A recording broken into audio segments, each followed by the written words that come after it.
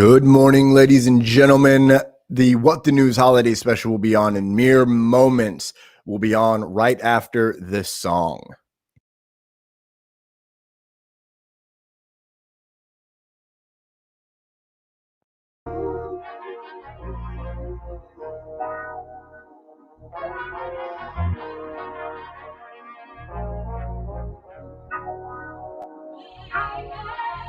Trying to get out the city, born up in the nitty gritty. Gutter boy was treated shitty, running, flying, need no pity. Family life was blowing up, not enough love for my cup. Trying only to look up, even as a baby I knew what's up. Trying to get out the city, born up in the nitty gritty. Gutter boy was treated shitty, running, flying, need no pity. Family life was blowing up, not enough love for my cup. Trying only to look up, even as a baby I knew what's up. Ran away for college, trying to obtain that knowledge. For a baby boy Thomas to know himself as flawless. I was growing up in bondage to a redneck mind unpolished. Locked it up like a hostage cause I was constantly admonished by my family, by my friends. I'm the weird kid yet again. Piss me off and I demolish you. Nothing but the honest truth. It will just astonish you. Put you in a lock or two. Only keep a couple few people close to me, but who? That is for me, not you. But please know that I love you too. Keep you in my heart and mind, and I will always root for you. Succeed and love your life. Even get a husband, wife. Just here to make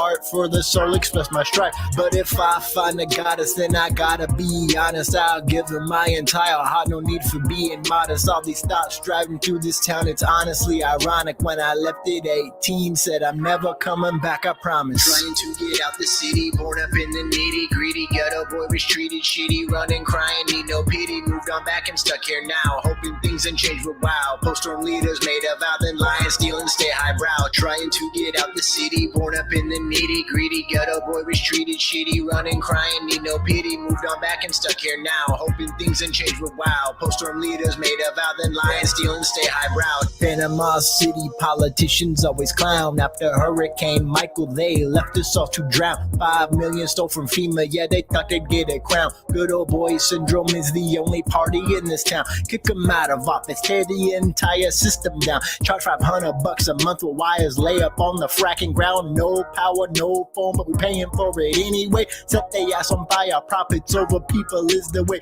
Burn them all down, take our money back, let them pray. Feed them to the fishes and the sharks up in the bay. Take this fight national, those phonies always stray from doing what the people want. They just look to prey on our fears and feed us lies through propaganda every day. Set us against each other so that we just fray and weaken our defenses. Yes, this is their play, so vote them out of office and please don't forget to spay. This is Thomas Tyrannic reminding you to please spay and neuter your politicians by voting them out of office and petitioning for term limits in the Senate and Congress.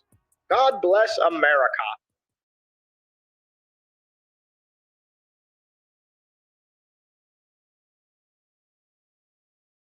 Hello, I'm Thor, son of Dale, here to tell you about the Life of Thor Productions official shop. The only place where you can get your official merchandise for the Lights Thunder Action podcast and Life of Thor's Thor Watches series. Whether you want t-shirts, tanks, hoodies, mugs, and masks, Life of Thor Productions official shop has you covered. If you happen to recognize there's an item that you would like to buy that is not in the official shop, head over to the Lights Thunder Action podcast or Life of Thor and request that item, because if you want it, we'll sell it.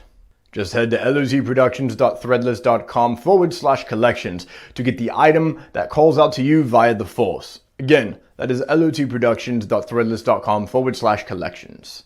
Thank you and have a Thor-tastic day.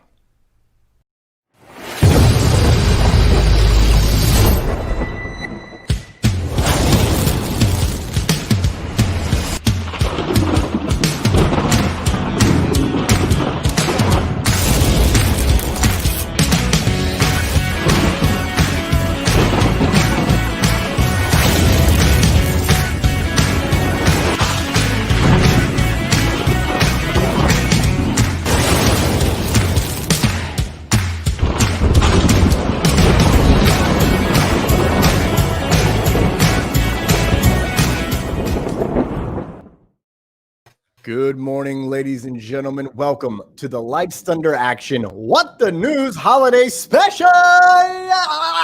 Wow!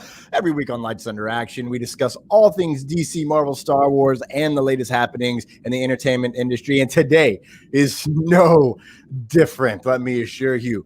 My name is Thomas Carter Rochester, a.k.a. the Son of Dale. My name's David Thompson. Thomas, can they see us? I hope so. Let me see. No, they can't. Monday, Sunday. Hi, everyone. My name's David Thompson, and today we've got all the news for you. We decided to do this special holiday special episode because Thursday happened, and the Disney Investor Day it blew my expectations kind of out of the water. I mean, suck it, Comic-Con. I mean, honestly, like that was the big thing.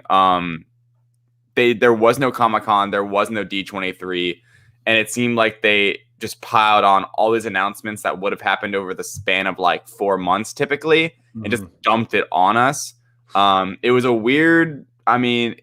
it was interesting in the fact that we haven't been getting much content, and we're just hearing about how much is coming, especially on the Marvel side when we literally have had zero. But it was great. Like it was so much fun. Forced our hand to have this show because there's no way we could have discussed this on a normal episode. So today we are just talking all of the Marvel and Star Wars announcements and everything that came out of the Disney Investors Day meeting. Not just Marvel and Star Wars. We'll get to some other stuff tomorrow. We're going to talk as usual. We'll talk Mandalorian tomorrow. We'll talk all that good stuff. But today we're just here to talk about these announcements, and boy, are there a lot.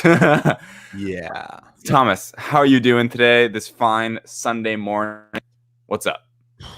I'm alive, Brennan. I'm alive. I'm good, man. I'm ready for this. I'm very tired. I never stop working, so I'm exhausted. I'm ready for a week off. I'm ready for some days off next weekend when I go to Georgia and do a hiking trip. It's gonna be most exciting. But how are you? I'm all good here now. How are you? I'm doing well, man. Had a long week of work. Today's my day off. So exciting. Colts play at 4:00. Looking forward to that. Just looking forward to football in general. Football on Sundays. Happy to be here. This news got me very excited for the future of both of these properties. So that I'm very excited for. And Thomas, have you been watching anything lately? Yeah, I'm gonna save it for tomorrow because I'm gonna watch more stuff today. I have a question for you. How long did it take you to recover from all the reveals?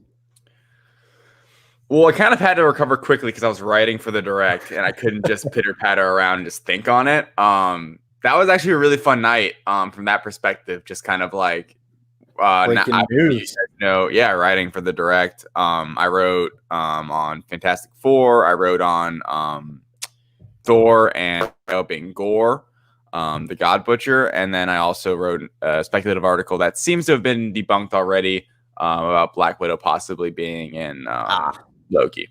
But it was really exciting. Busy night. We'll get to that because I definitely noticed that on the first watch. I was like, "Ooh," and then I was like, "Oh." Like there's apparently so many ways that could go.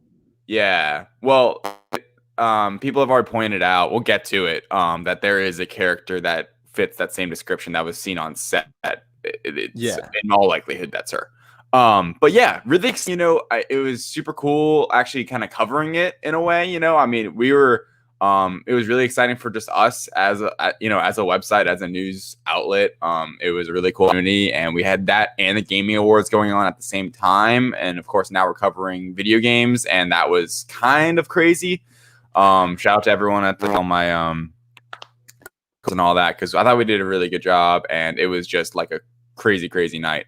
But super fun, like really, really fun, and I really enjoyed it. So anyway, if you enjoy listening to things, what a transition that just was. Ooh, impressive. I'm just trying to get to the news, honestly. This is the What the News holiday special. I feel you. You guys can find our audio podcast, including this holiday special episode, coming soon on Apple Podcasts, Google Podcasts, Spotify, and our hosting site Spreaker. On a drive, going for a run, doing whatever. Don't want to look at our ugly mugs. Go check out all of our full catalog of our audio podcast there, all the way up through episode, 35 at this point? 36 tomorrow? 36 tomorrow. Yeah. This will be up there, so go check out some interviews in there. Go check all those out. The full audio version of all of our shows on all those places. Go subscribe. Thomas, what do you got for us? Every week, we go live on our Lights Thunder Action Show Facebook page and the HWWS WebTV channel on YouTube. This is where we do our video versions. If you like seeing our ugly mugs and little Grogu in the back. I'm sorry, that's Snoke Thursday. Grogu's on the show. You can also find us on Instagram at Lights Thunder Action, all one word, no hyphens, no spaces. Twitter, it is LTA Podcasting. That is at LTAPODCASTING. And of course, on our YouTube channel, Lights Thunder Action ! All of our social medias, when we have clips, little cutouts of episodes, we throw them right on those social medias. So go there, go subscribe, go like, go follow, go give us kiss faces. We need the love because we're tired, man. We're tired now. We're all fine here now, but how are you? Which we finally got through it. We're good. We're here. That means it's time. It's time for everyone's favorite segment of it, the whole show. Yep. What the news? All Holiday right. special! I'm pulling on my inner rock, you know. Thomas, really quick. So do you want to go in order of the website or in the order of our note? Our notes, because I worked really hard on following that one article. Okay, perfect. That's okay. That is yeah, more work for you, less work for me. Yeah, no worries. Okay, so let's start with this. Rangers of the New Republic, a new Star Wars Disney Plus show coming to us. Here's the description from Star Wars. You're going to hear me reading it today, ladies and gentlemen, because I'm trying to get all the facts out there for us to discuss. Set within the timeline of The Mandalorian, this new live-action series from executive producers Jon Favreau and Dave Filoni, let's go, that was my insertion, will intersect with future stories and culminate into a climactic story. So this is impossible to talk about without discussing the next Star Wars TV show. But quickly, Thomas, what did you think of, just based on Rangers of the New Republic, like the concept of it? It's getting its own show. Who do you think will be in it? I have an idea of who we'll see pop up, characters we've already seen. What did you think? Instantly, I thought, oh, that's why they keep showing Space Cops. Yes, with exactly.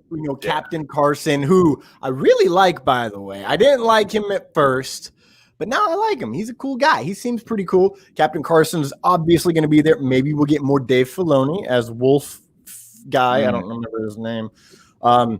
And I definitely think that we might get Cara Dune involved. And now I'm wondering, after this week's episode of Mando, spoiler alert, Migs Mayfield?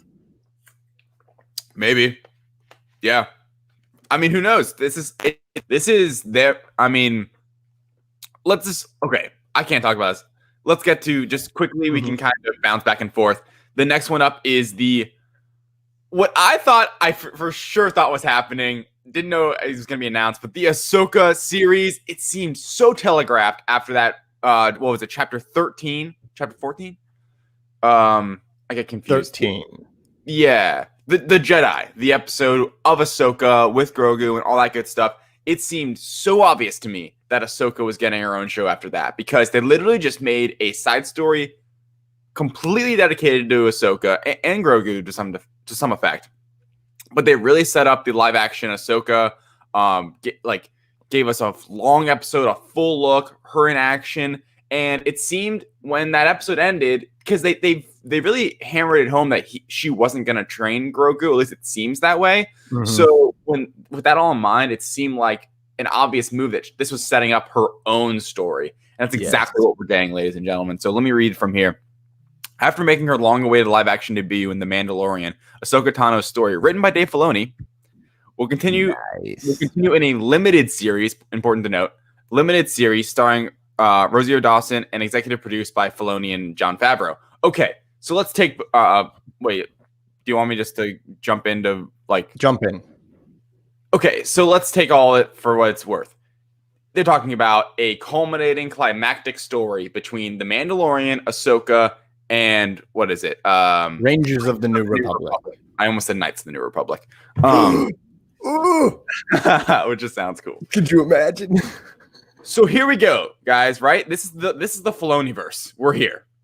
Between these 3 shows and maybe more, because these are the 3 shows, the Favreau Filoniverse, because these are the 3 shows that are completely being showrun by those 2, executive produced by both those, written by Filoni.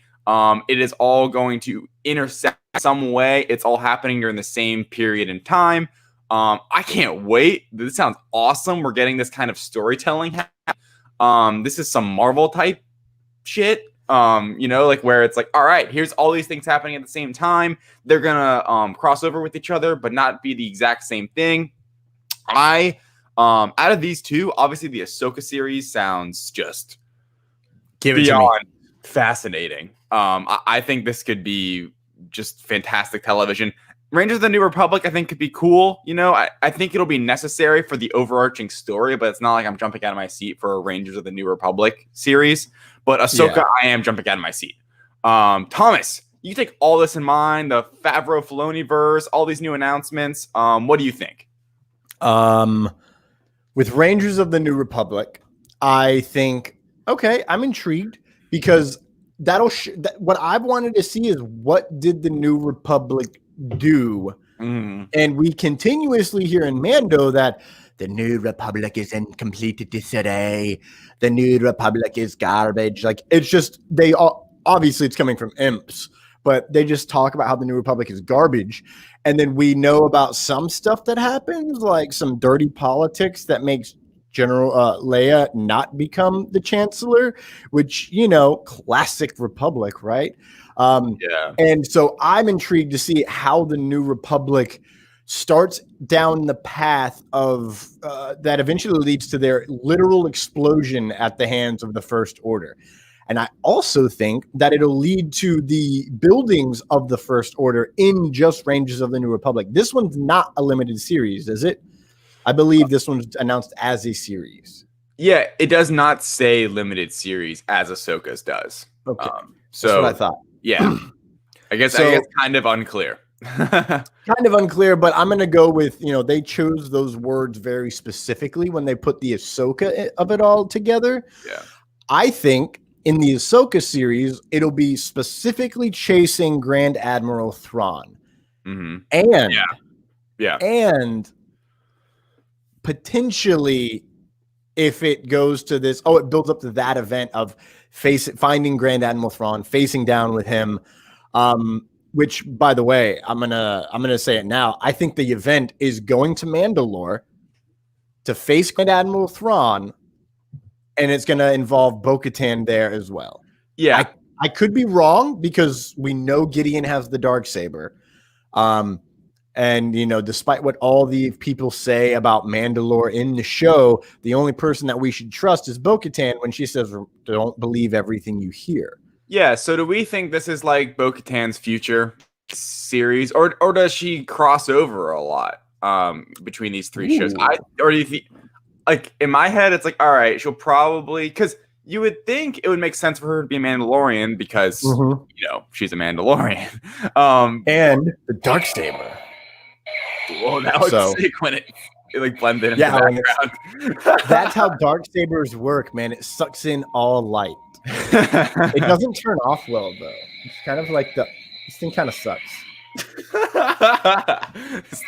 It won't turn off. Well, that's unfortunate. It's calling to you, I guess. It actually won't, it will not shut up. You get right. So anyway, what I was saying was, while Thomas figures out his Darksaber, I don't know. I'm curious how much crossover these shows will have, and I'm also curious. They didn't really reveal. They did. We're not really getting to it, but just thrown in was that Mandalorian season 3 is going to come out Christmas time next year. So exciting. makes sense. You know, I guess like a touch delayed maybe from COVID, but probably not really. It's probably just a part of their plan. It's unclear when these shows will be coming out. Unlike Marvel, where we're getting to, where there was a lot of more set dates. Star Wars had a lot more. Okay, like it's coming type thing. We'll get to it. But these shows don't really have set dates. So we imagine somewhere around season 3 though, because if they're all connecting, we want to see it around the same time. Yes. And I don't know. Do you think we get either of these shows before season 3 of Mando? Of New Republic and Ahsoka? Yes. No. Okay. Ooh, hold on. Actually, I think we might. Maybe. Yeah. Because we know that this prequel series of Mandalorian has been rumored to be starting filming soon. And the only show that even fits with a prequel Mandalorian that we've got is Rangers of the New Republic and or Ahsoka. I think, and they're talking about that it's also been rumored that the spinoff series will be coming out, and I think we'll be filming soon, and that is definitely Rangers of the New Republic. So I think it'll be there is a potential chance we could get them. Here would be something that I'd be very intrigued to see. Like if they're all culminating into a specific event, will some of them run congruently with each other? That's kind of my question, right? Is Disney Plus is clearly coming out with a crap ton of content coming up soon the next couple of years. Mm-hmm. Do they sometimes now going to have overlaps of shows where it's not just Fridays, it's Monday and Friday or Wednesday and Friday, and on Wednesday we're getting Ahsoka and Friday we have Mandalorian. You know what I mean? Like, because they're coming out with so much content, like just looking at our notes, I scroll down and I see the laundry list of Marvel like shows and movies coming out, mostly shows. Mm-hmm. It's crazy like how much they're coming out with. That's the bottom line I'd say in general from this meeting, which is how much content they're going to be putting on Disney Plus. And if you don't subscribe now, because the price is going to shoot up by like 2022. No doubt about it. When they can look back and be like, hey, look at our like 20 original content, great high production shows. They're not going to let you pay $7 or $8 a month for it. And shout out to the people who signed up day one and signed up for like 3 years at that really cheap price. Right. That's just, you got made for that. You know who didn't do that? Me. Yeah, I didn't do it either. But there was something with Verizon, I think, where we got the first year free. So like that was a pretty good deal. Yeah. Nice to have Verizon deal, you know what I'm saying? So anyway, final thoughts on kind of this overlapping Rangers of the New Republic, Ahsoka, Mandalorian stuff. I'm super excited for it. I am most excited for Ahsoka, not gonna lie, out of these 2 new announcements, because just seeing her, Rosario, why can't I never say her name? Rosario. Yeah, thank you. Rosario Dawson as Ahsoka in live action during that one episode of Mandalorian, seeing the action, I want more of that, right? Like 8 episodes of her with her dual lightsabers, taking down bad guys, hunting down Thrawn. Like, sign me up for that. I mean, Rangers of the New Republic, I just don't really understand. Like, I understand how the show's going to be, but who are going to be the main characters and what's the main storyline going to be, except for just lifting and pushing forward the other stories of Ahsoka and Mandalorian and making us go watch that because we're going to have to. I'm excited to see it. I hope this means we're going to get, I forgot. I wanted to bring this up. Ooh, I'm ready. See an OG. This is the series I believe we would be seeing an OG Star Wars character like Leia or Luke in, right? Because this is the New Republic. And who is leading the New Republic from all intents and purposes? Leia. From what we know. From Mon Mothma, who's confirmed to be in the show. Wait, what? Yeah, did you not see that? Oh, I forgot about that. No, she's not confirmed to be in that show. She's confirmed to be in Andor, I think. You teasing son of a blue, man. I was like, how did we miss that lead? Sorry. Too much wires. But considering that she is in Andor and Genevieve O'Reilly has been playing her since 2005 when she was deleted from the Revenge of the Sith cut, released the 4-hour Revenge of the Sith cut, by the way. I'm all for that. why not have her Anakin come makes up and it age her up just a little? I mean, she doesn't have to get aged up. She's beautiful all the time. But Yeah. Mon Mothma is, is the chancellor, and they have the capital of the New Republic right now is on Chandrilla, where she's from. So, if we go to the capital, Genevieve O'Reilly, baby. This is my thing. Like, if you're gonna bring out the show called Rangers of the New Republic, like, you can't just have it be about these random pilots we don't even know. There has to be some sort of connection, and they do that, right? Like, even in the Mandalorian, there's like these connections that make it so Star Wars fans get intrigued.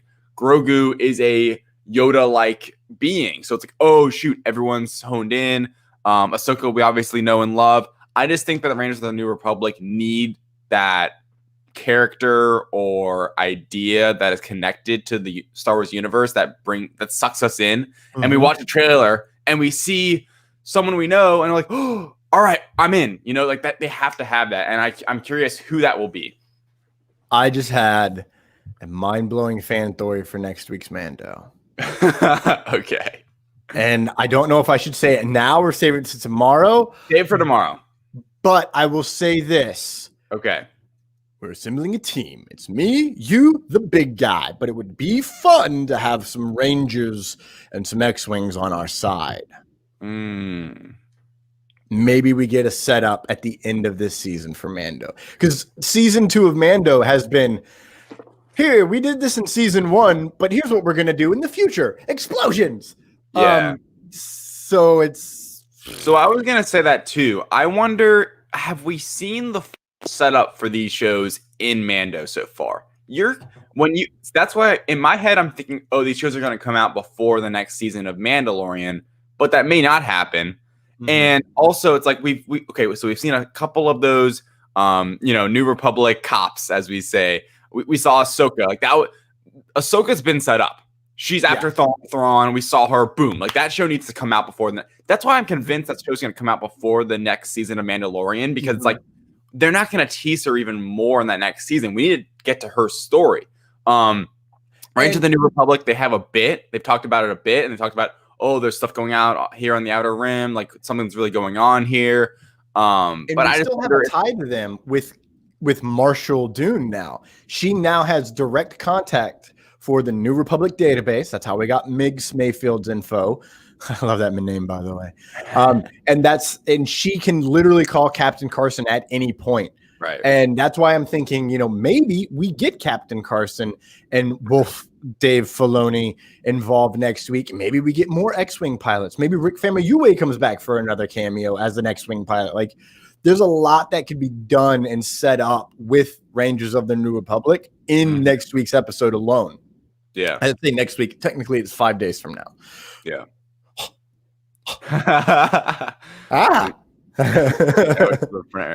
Anyway, let's move on. We've discussed enough about Ahsoka and Rangers of the New Republic. To the next Star Wars announcement. How do you pronounce this? Acolyte. The Acolyte. Which is dumb that I don't know how to pronounce it, because I am... Let me just read this. Leslie Headland, Emmy Award-nominated creator of the mind-bending series Russian Doll, brings a new Star Wars series to Disney Plus with The Acolyte. The Acolyte is a mystery thriller that will take the audience into a galaxy of shadowy secrets and emerging dark side powers in the final days of the High Republic. Thomas, this was my sleeper best announcement of the day. That makes me so excited. This show sounds amazing. Like, okay, the High Republic, that's been almost the one downside for me, is like, oh, it's the height of the Jedi. Like, I'm like, okay, so how, like, where's the conflict in this story if you're just talking about how this is like the Jedi at their peak and they're amazing? And it's like, all right, we get to see it crumble. We get to see the dark side rise. And it opens up so many theories for, like, who could be in there. Darth Plagueis. Could this mean Darth Plagueis is going to be the evil guy? Because that's what... You son of a bitch. I'm in.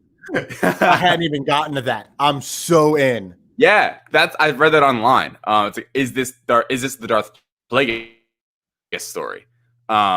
which sounds incredible. If it's not Darth Plagueis, anyone else, just the fact that I think to me, after seeing that this show works, are we still good?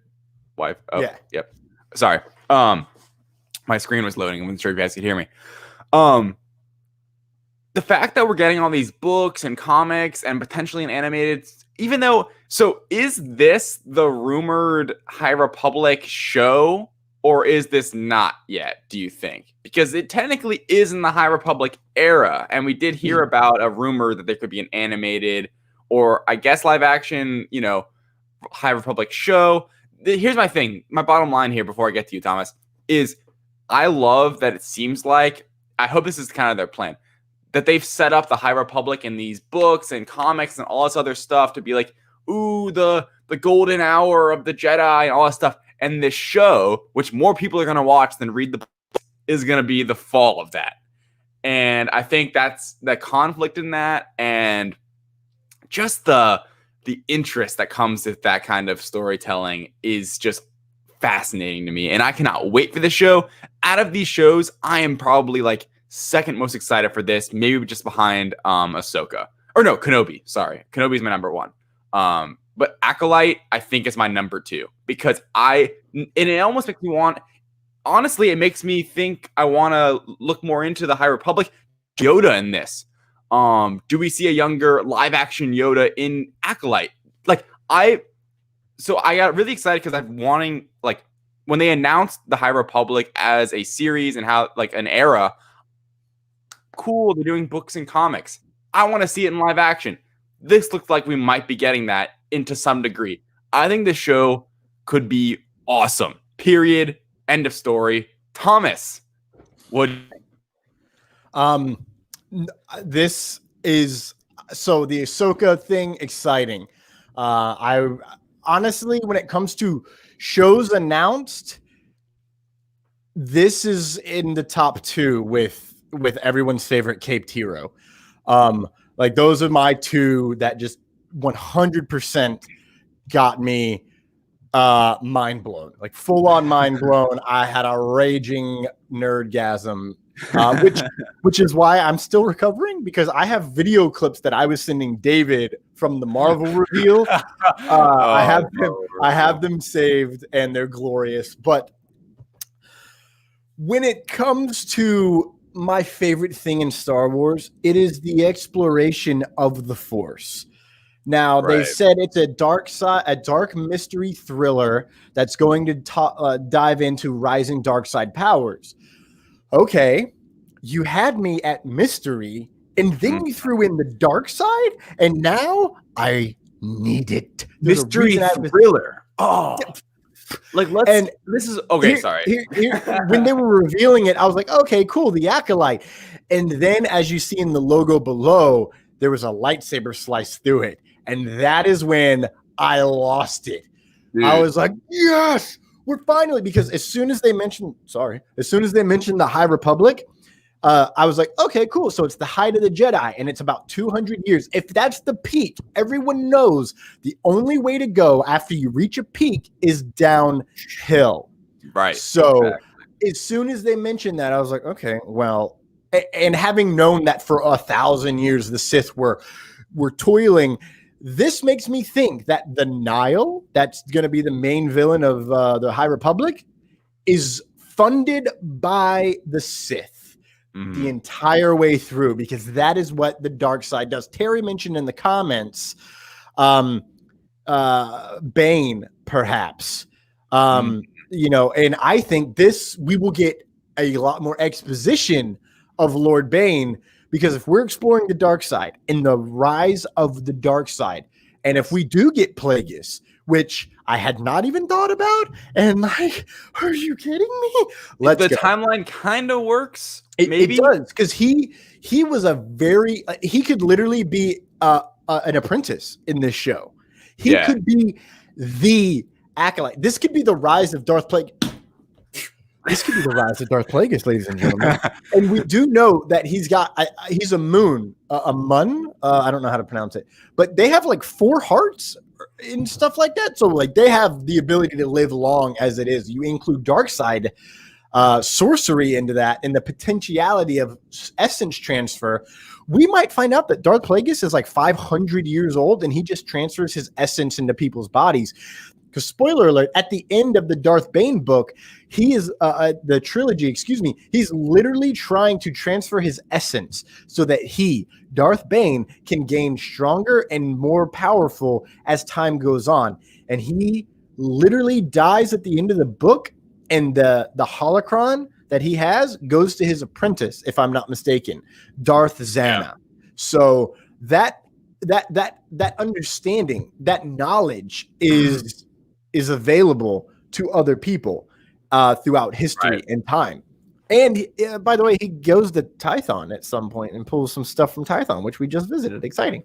In terms of the High Republic, I think that everything is going to lead to the reveal that maybe there's dark side folks still, like maybe the Sith still exist. And then whoever thinks that is going to die, because that's how it works in the Star Wars universe. The fact that it's a mystery and that it sounds like a dark side Indiana, like a really dark, it sounds like Temple of Dune on steroids, really, is like the vision I get in my head. Because, that's a great that's a mystery thriller, Temple of Doom. And it's fracking creepy. That's why a lot of people love it as their favorite Indiana Jones film. It's because it ain't for the faint at heart, Kali Ma. I think this is the one, man. Like the Acolyte, you're going to give me a new timeline, a new era, and you're going to talk about the rise of the dark side. That's exactly what we need to see. And as soon as they mentioned the High Republic, and this is at their height, I was like, oh, we're going to really start to see how the Sith got stronger and the Jedi got weaker as time went on, and the political manipulations of the Republic grew to an exponential force.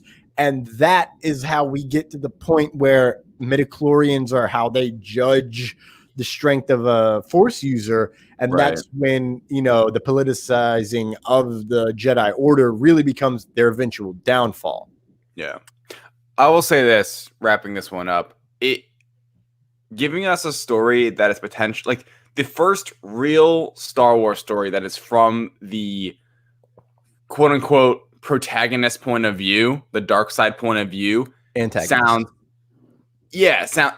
awesome. Like the fact that we could be getting it from their perspective, and the High Republic Jedi are kind of like the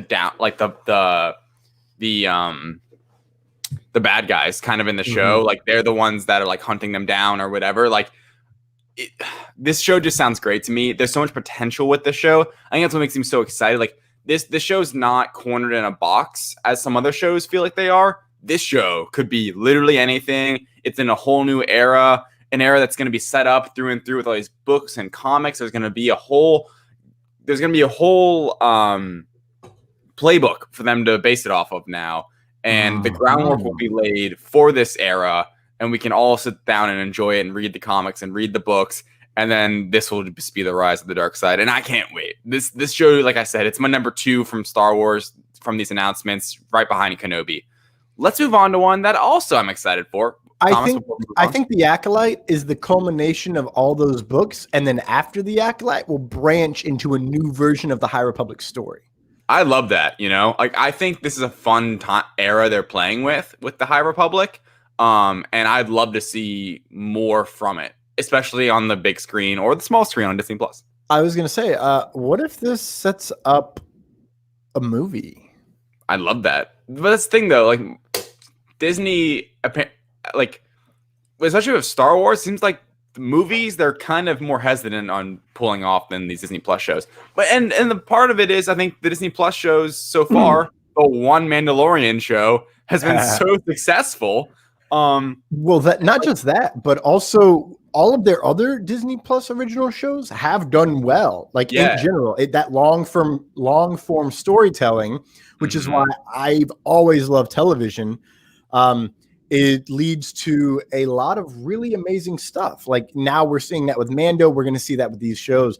Yeah. But if it leads to a big event, it could lead to a movie. Like all they did when it came to the Taika Waititi film is they showed us colorful stuff.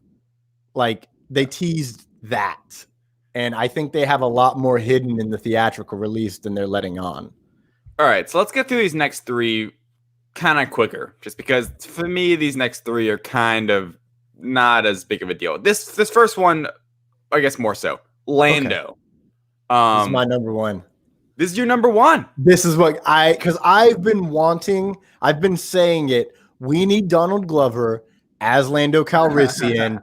So like he is this is just number one. This is the one that I did not anticipate them announcing this. Okay. Yeah. All. So I was entirely surprised. And it's my number one because I am surprised and because you have the opportunity because in Han Solo or Solo, he's got his Calrissian Chronicles. What if this entire show is based around Calrissian Chronicles and we have Billy D. Williams narrating with Donald Glover acting it all out? And that sounds amazing. I'm not even going to lie. I think I got that from Jabba the Pod. I know I did get that specific. That's how they frame it. But the Calrissian Chronicles, I've been thinking that'd be a great show. And then not only that, but if they go that route, it could be a tongue-in-cheek show. So similar to how oh God, I don't know. I'm trying to remember. Like Star-Lord. If he were to say, "Oh yeah, we did this, we did that, we did this, we did that," when he retells a story, it's inflated, right? You know, and that is what Lando does. So we could see what really happened, and then we could get the story of how he sees it happening, right? And that would be a fun little comedic take on some really serious shit. So let's read what this says really quick, just from Star Wars. Everyone's favorite scoundrel, Lando Calrissian, will return a brand new event series. So does that mean one season, two? Hard to say. I think when they're playing with words like event, it's kind of like, all right, maybe this won't be like don't expect 10 seasons from Lando. Bummer. Yeah. Justin Simeon, creator of the critically acclaimed Dear White People and a huge Star Wars fan, is developing the story. That's all they say. And I noticed that at the announcement, they didn't announce much. They didn't even did they officially even say it's Donald Glover? I don't think they did. I think they did. They did? I do believe she said Donald Glover will be back in the role as Lando Calrissian. Oh, okay. Well, I mean, we all assume that. We all know it's going to happen. But they were kind of... This series, to me, seems like it's not... first and foremost on their to-do list. It seems like this is kind of one that's maybe 2022, 2023, which makes sense because 2021's just loaded right now. So I almost would rather see this later on. And this is a story to me that could be evergreen, especially if it's just one season because, you know, exactly, Lando Calrissian Chronicles, like we could watch this anytime, like it's going to take place in this one specific time zone, probably like around the time of Solo. I'm excited for it. It wasn't my number one. Ooh. I was surprised to see it. I think we have it showed up. The logo looks dope. It looks like really like that would be perfect for Lando. I think this could be a very comedic take on Star Wars with Lando, and Donald Glover killed that role. That's one of the highlights of Solo for me, a movie that's underrated. And yeah. So I know you're super excited for it. Anything more on this one? Yeah.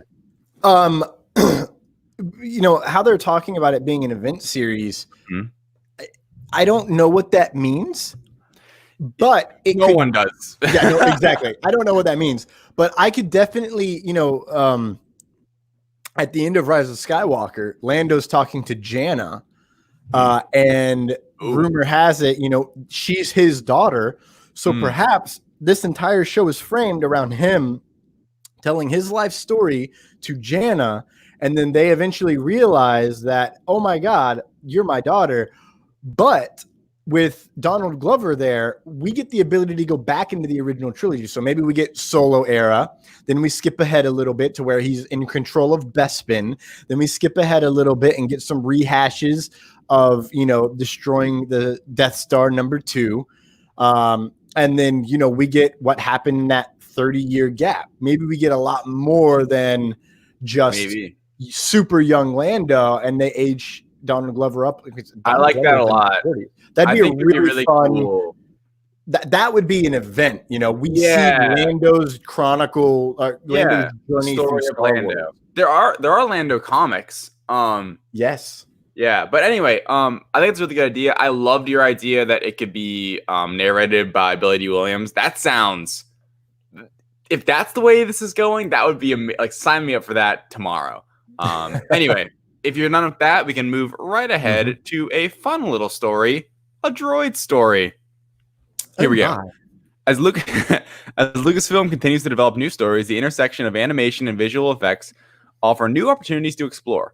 Lucasfilm Animation will be teaming up with Lucasfilm's visual effects team, Industrial Light and Magic, to develop a special Star Wars adventure for Disney Plus, A Droid Story. This epic journey will introduce us to a new hero guided by legendary duo R2-D2 and C-3PO. Thomas, this sounds like a cute kids show. I'll watch it. I got nothing more here. Yeah, cool. It sounds adorable. It says it's animated. I get the sense that it'll be. My gut tells me it's going to be in the same vein as Lego Star Wars stuff. Yeah, just cute, silly. Because droids are adorable. Like it'll be probably more catered to like children. You know, it's something that you turn on. Like, oh, it's fun. Like this. I'm sure that whatever the new droid will be super cute or whatever. But anyway. Terry in the comments says gonk, gonk, gonk. Next up, though, speaking of animation, something I'm actually pretty excited for is Star Wars Visions. Here we go. Presenting all new creative takes on the galaxy far, far away, Star Wars Visions will be a series of animated short films celebrating Star Wars through the lens of the world's best anime creators. The anthology collection will bring 10 fantastic visions from several of the leading Japanese anime studios, offering a fresh and diverse cultural perspective to Star Wars. Thomas, before we get into just like what your thoughts were on this, have you seen that video bouncing around? It's like the story of Star Wars, but it's in anime style. If not, I'll have to send it to you. Send it. I might have seen it, but send it to me because I will rewatch. It is really cool. It looks awesome. Like just because the style is like in kind of that animated style, and it starts with like episode 1, like kind of moves on, and you see all of it, and it's really, really cool. And when they said that, it's the first thing I thought of. I think maybe it could have even been inspired. Like maybe these people saw it and were like, "Hey, that's a really good idea."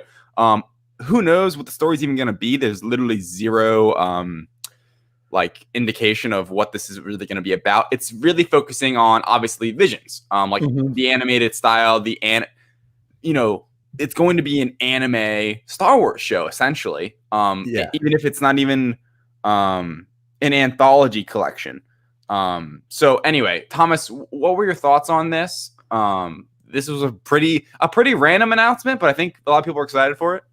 Yeah, once they announced, they're like Star Wars Visions, and then they mentioned the Japanese studios, and it's going to be an anime, and I said, "Holy shit, are you serious?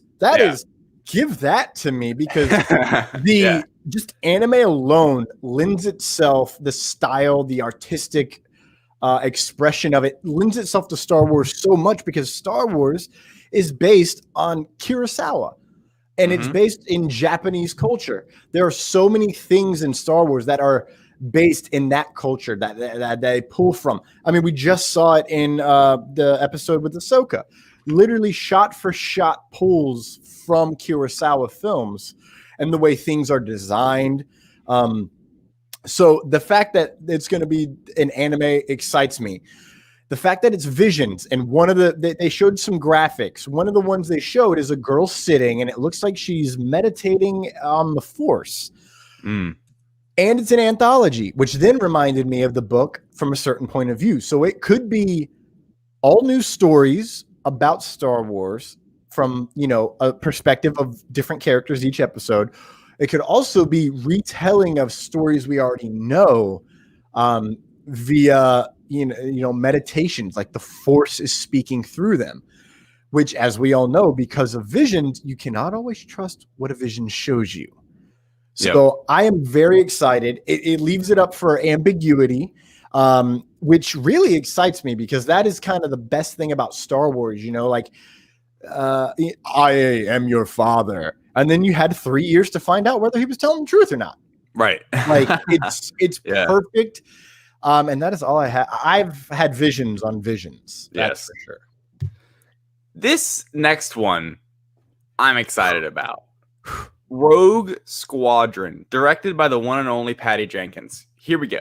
The next Star Wars feature film. Here we go. Our first feature film of the day. First and only? Yeah. Yeah. It's the only one they gave any new information on. The only thing with Taika is that they showed us a really colorful logo, which was in my two favorite colors. And that pink it's and blue. Yeah, and that it's in development, and Taika was being silly on social media, being like, "Wait, what? Like, I'm doing Star Wars." So excited for that, obviously. But yeah, I was a bit disappointed we didn't get anything more on that. I was hoping we would. I was hoping we'd get like an announcement like this for the Taika movie, and like what the hell it even is. But super excited because Taika's going to do a great job on that. It's going to be a fun galactic journey. Here we go on Rogue Squadron. The next Star Wars feature film will be Rogue Squadron, directed by Patty Jenkins. The story will introduce a new generation of starfighter pilots as they earn their wings and risk their lives in a boundary-pushing, high-speed thrill ride and move the saga into the future era of the galaxy. So I want to focus just my initial thoughts on that last part. Move the saga into the future era of the galaxy. A lot of people are discussing that, how this might be our only piece of content coming from Star Wars that is actually going to take place after Episode 9. I'm kind of still not convinced that's what this is going to be, but in the indication here is that it will be. But honestly, there's a part of me that wishes it was around like the episode, just because when I first saw Rogue Squadron, I'm like, in Rogue One, there's that amazing space scene, or like there's the amazing like battle scene where it's obviously happening on like 3 layers, but the space battle is amazing. And first off, I can't wait for this movie just because I think that Star Wars has such a great opportunity with its movies to do awesome flying, like fighter pilot like scenes. If this movie is like a mix between like this movie is like the Top Gun of Star Wars, sign me up. I think this is going to be awesome. It's really cool. Patty Jenkins, she like posted this video right when it was announced how like she's always like her dad was a fighter pilot or something, and that like she's always wanted to like do a movie about fighter pilots and flying and stuff. And the fact that we're getting a whole movie basically dedicated to this Rogue Squadron of fighter pilots, I can't wait. It seems like it will take place after Episode 9, but I'm still not convinced of that, but I guess it will. It's like, what's the story going to be then? Thomas, what were your thoughts? Mind blown for sure. Yeah. They were like, our next film will be with our next Star Wars feature film will be directed by none other than Patty Jenkins. And I just started screaming, and I didn't hear anything she said until they threw up the Rogue Squadron logo. Yeah. And then I was like, oh, sorry. Quick, by the way, Rogue Squadron arrives in theaters Christmas 2023. This one had a date to it. Ooh. Yeah. Wow. So Disney going back to that Christmas date, as they have with the sequel trilogy and Rogue One and not Solo. But yeah, Christmas 2023 will be our next Star Wars film, Rogue Squadron by Patty Jenkins. Continue. I dig that. And so I definitely think, based on that last line, and what Kathleen Kennedy, she basically said the very same thing. It's going to be moving it. I think she might have even directly said that it's going to be set after Rise of Skywalker. I could be wrong. I could have just inferred that. But if you look at the X-Wing here, it is definitely sequel era X-Wing. Okay. In how it's designed. And why not, do something not involved with the Force? Just Rogue Squadron. Maybe we'll see. So we've got Rangers of the New Republic, which I kind of already got this, X-Wing vibe for that. So if they have that going on and then Rogue Squadron, that would be really intriguing if we have, a show and a movie that are doing similar things, but just 30 years apart. Like, setting up the New Republic and leading to the First Order, and then Rogue Squadron is what's happened after that climactic Jedi Sith battle of the ages. I'm excited. I think it will be Top Gun vibes, and I hope that we also get some land fighting, because again, I want a Rogue One era like style battle. That was fucking awesome. Yeah. Sorry, I'm looking up something for our next piece of news, but yeah. Oh, you mean? You want us to move on? What did you have to say? I didn't have much more on this. I am. Do we think Poe could be involved in this movie? I wanted to pose that question to you. Ooh, that is a good question. I would be surprised if he's. I would be surprised either way. I'm really on the fence on that one. Okay. I could see him being in that. Like, out of everyone who would be involved from the sequel trilogy, Poe Dameron is the obvious choice. Yeah. As he's a general and he is an X-Wing pilot. I don't remember if he was in the Rogue Squadron. I don't remember his squad tag. He would be the most obvious one. Obviously, I would love Rey to be in Rogue Squadron and she be rogue leader in the Millennium Falcon. Like, are you fracking kidding me? That'd be amazing. That one is probably the least likely to happen. I think Poe's the most obvious choice. Whether that happens or not, and let's be real, Oscar Isaac is a very busy man. Yeah, or Disney. It won't be filming until 2022 sometime. So. True. So, who knows? Yeah. So here we go. Let's move on to my number one. Just excitement. We knew it was coming. I was waiting for an announcement, and we got it. Obi-Wan Kenobi. It's not called Kenobi, which a lot of people speculated that it would just be called Kenobi, similar to like Lando or Andor. It is called Obi-Wan Kenobi. And here, let me just read off here. Last August at D23 Expo, Lucasfilm announced the return of Ewan McGregor as the iconic role of Jedi Master Obi-Wan Kenobi for a special event series. Okay, so I guess event series is limited series because we know Obi-Wan's limited. So I guess we can take that back to what we were talking about earlier with Lando. Okay, then maybe what I was saying about Lando could be real. Yeah, right? Officially titled Obi-Wan Kenobi, the series begins 10 years after the dramatic events of Star Wars Revenge of the Sith, where he faced his greatest defeat, the downfall and corruption of his best friend and Jedi apprentice, Anakin Skywalker, turned evil Sith Lord Darth Vader. The series is directed by Deborah Chow, who helmed memorable episodes of Mandalorian Season 1. I'm going to continue reading. This will truly be a day remembered, as it was confirmed that Hayden Christensen will be returning as Darth Vader. This will be the rematch of the century, says Kathleen Kennedy. Yes! Right? I mean, come on. What I was looking up was they showed some stuff, and then they didn't show the actual general audience. I was looking up the description. Essentially, we are getting I think he's gonna start off on Tatooine. We might be seeing 10-year-old Luke at this point. We are going to see their lightsabers clash again, which changes the line of last time you were the master. Is that the line? I'm probably butchering it. I got you. Here we go. When we last met, I was but the learner. Now I am the master. And now the last time is going to change. Which is awesome. And so wait, let's think of Star Wars timeline here. 10 years after Revenge of the Sith. How many years is that before A New Hope? 9.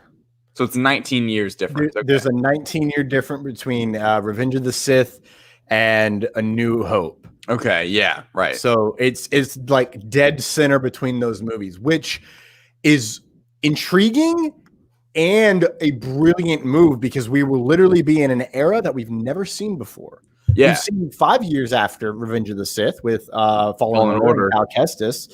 We've seen 4/5 years before A New Hope with Rebels. So it's going to be like in a in a direct center line of where we've seen before. And even in the Vader comics, you know, there's some right after episode 3, and then it goes to like after episode 4, right? And then after episode 5. So, you know, we haven't even really seen that from the Vader comics either. So yeah, you're completely right. I cannot wait for this. What's up? No, you keep talking. I have an idea. I cannot wait. Like, this is, I mean, if you could have asked me what I would want out of the Obi-Wan Kenobi series, it would be this. Hayden Christensen back, whatever that even means, you know, because he's going to be all Vadered up. So is he just going to be the guy in the suit and that's not even going to be his voice? What's up? Well, we do. When it comes to Hayden Christensen as Darth Vader, we know how often he sits in a bacta tank.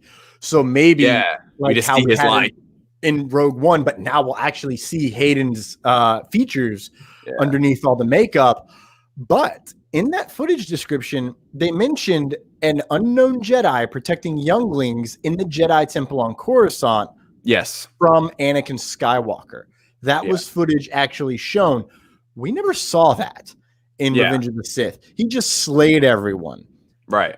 Maybe we're going to get more. Here's another important thing. Maybe we see how Grogu got out.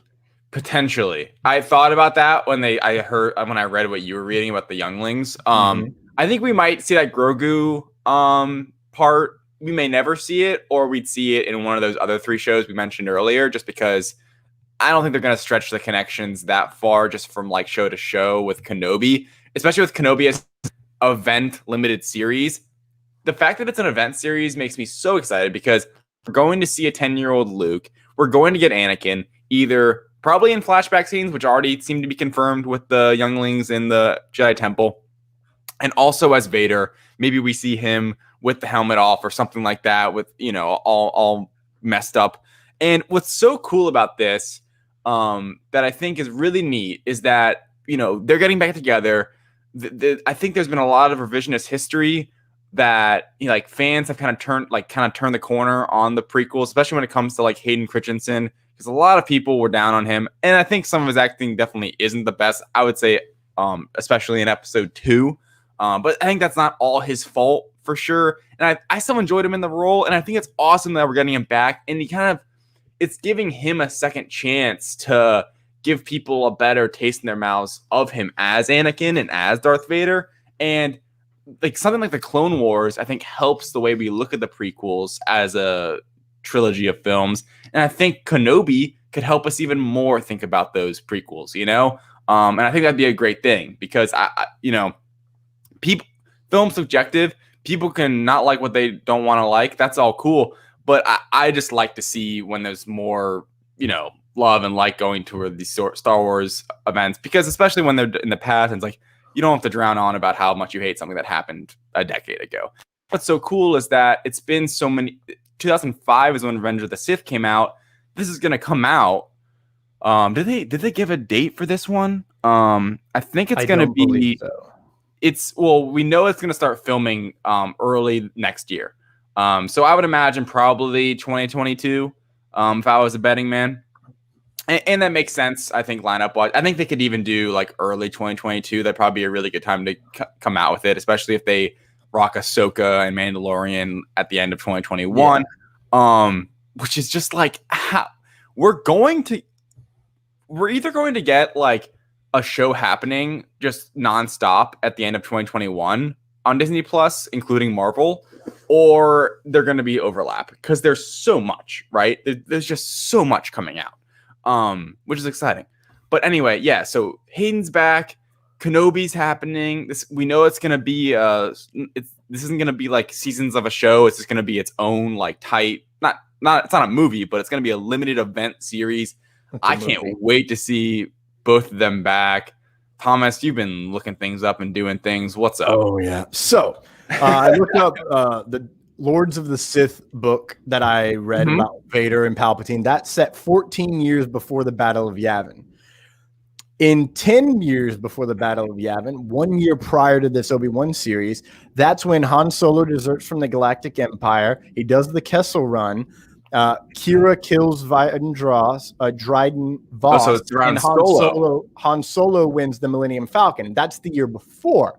Okay. In 9 BBY, the Death Stars move to Scarif, and Miera Larte, I don't think that's right, is promoted to the rank of captain at a ceremony on Alderaan. That's all we know about this time, this year that it's going to be set in. Jack is also born on Coruscant. I don't know how Jack is. I genuinely don't know who this is. Yeah. But yeah, so really it is genuinely an untapped era of history. Yeah. Exciting. I'm excited. Something I'm also excited for is our next piece here, Andor. And this also confirms to me that definitely Kenobi. I'm seeing Brian in the comments saying 2022 as well. That Kenobi will definitely come out in 2022 because this Andor series has already been filming. There's already a sizzle reel for it. And it's officially coming out in 2022. So we can definitely expect Kenobi in 2022. Yes. Here's based off the website here. Andor, a tense, nail-biting spy thriller created by Tony Gilroy, set to arrive on Disney Plus in 2022. Diego Luna, reprising his role of rebel spy Cassian Andor from Rogue One, will be joined by a fantastic new cast that includes Stellan Skarsgård, Adria Arjona, of course, these names are impossible, Fiona Shaw, Dennis Go, and Kyle Soller. Okay. Oh, and Mon Mothma's back. Yeah, Mon Mothma. 3 lines were just reading off actors' names. Thanks. Production kicked off 3 weeks ago in London. So they announced this production's already underway. And this show I think is actually kind of near the bottom of my list. I'm not gonna lie. Wow. Yeah. I don't know if that's a hot take or anything, but I think just because based on the excitement for other things, like Andor to me, it's like I'm not starving for this story, I guess. I'll watch it, of course. I'm excited for it. Like, sure. It's to me, it's like, all right, cool. Like Rogue One was really good. Cassian was really good in it. Like, I like Diego Luna, just in general as an actor. So I'm excited for his performance. But it's a prequel to Rogue One, and Rogue One to me is so good, and the way it ends is just like it makes sense they're gonna want to continue with this and bring back Diego Luna because he was so good in that role, and we get to see like what he was up to before. But to me, I could take it or leave it. I'm not like jumping out of my seat for this one. Thomas, how about you?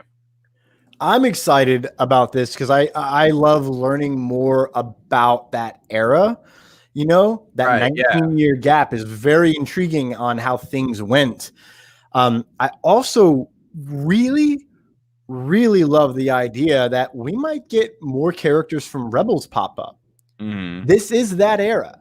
Like, the rebellion is officially, there were little rebel cells here and there, but the rebellion was started like 3 years before the Battle of Yavin or something, or maybe even less. I think it was maybe 2 years before the Battle of Yavin that the rebellion became a conjoined effort. There were, a cell on Lothal. There was a cell over here in oh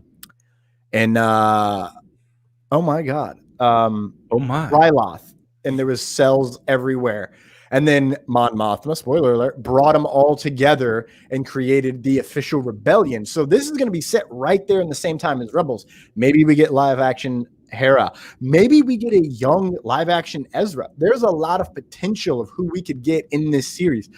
Hell, we might get more Ahsoka, bro, in Andor. Like, that is that'd be really cool. When she's at her full fulcrum state. Well, that was a good wordplay. I think that there's a lot of potential amazing things, but here's the part that I'm hoping for, that if they don't do it, I don't know if I want to watch this show. K2SO. Yeah. Give me more Alan Tudyk. True. I think we will see more of him. Next up is a show I am excited for. Yeah. Star Wars The Bad Batch. Obviously a direct spin-off of Clone Wars. The series follows the elite and experimental clones of the Bad Batch, first introduced in the Clone Wars, as they find their way in a rapidly changing galaxy in the immediate aftermath of the Clone War. Members of the Bad Batch, a unique squad of clones who vary genetically from their brothers in the clone army. Each possess a singular exceptional skill, which makes them extraordinarily effective soldiers and a formidable crew, which we all knew from obviously the final season of Clone Wars. In the post-clone era, they'll take on daring mercenary missions as they struggle to stay afloat and find new purpose. The animated series will arrive exclusively on Disney Plus. There's already a sizzle reel up for it. It's already seems to be in full production. Thomas, you're Mr. Animated Star Wars guy. What do you think? Let's just watch the sizzle reel. Who cares what I think? Let's just show the damn thing. Let's do it. Because you'll get my thoughts throughout, obviously. We're here, we're there. Remove this graphic. Boom! Technology. They call themselves the Bad Batch. So the first thing that I noticed from this trailer is right off the bat, we're the bad guys. Yeah. Like, they're really taking Bad Batch to a whole new level. I do enjoy that we're going after the slavers that we've met before, those little dickhead cat things. I love this era. I guess it's kind of a little later, obviously, in Fallen Order, but it's right when the Empire begins. I think it's just like we're getting that. So that's how lined up. Basically, this will be the end of Clone Wars. There's Fennec Shand, by the way. Yep. Which we just found out in Mando that she's hunted. She's wanted by the ISB. I think I'm wondering if the Bad Batch is. I want to know what their purpose is for the Empire. It appears like we're going to see the genuine end of the battle droids. And of course, we have Tarkin, which is the Tarkin cameo is dope. And I love how we burn out of the Clone Wars right into the Bad Batch, which really sets up, how continuing this show is going to be. Mm-hmm. We watched Order 66 happen in the Siege of Mandalore, and then basically the show ends, and then this show is going to pick up, which is right there at the exact same time. And it's gonna be wild to see what happens. And I love the key phrase there is finding new purpose. I think that's the most important line in that little description, because they are genetically modified, maybe they are a little bit more on the free will side of things than the rest of the clones. Right. Yeah, exactly. It seems that way anyway. And I just think this show, the action looks great. Like, really, really good sizzle reel. Like, just in general, that trailer is just fantastic. Shows great action. I think the sizzle reel will probably be better than the actual show. It just, wow. I just thought it looked really good. And like, to me, I'm sure, like, I don't know. I think I'll probably, like, to me, I'm kind of on the I'll probably watch Bad Batch. I'm not even like definitely 100%, just because it's not like I'm not terribly excited for it. But I tell you now, you're missing out. It's Filoni, baby. I mean, I'll probably watch it. But I wasn't even like, when I watched the final season of Clone Wars, it wasn't like I was like, oh, I need more Bad Batch. I need it. I was like, that was awesome. I loved the ending of the Clone Wars, but it wasn't like I'm not dying for it anymore. You know what I really hope we get in Bad Batch? This is something I've been hoping for since they showed up in season 7. We get to see them go hunt down Jedi, because that team seems like this special force team that can take on Jedi.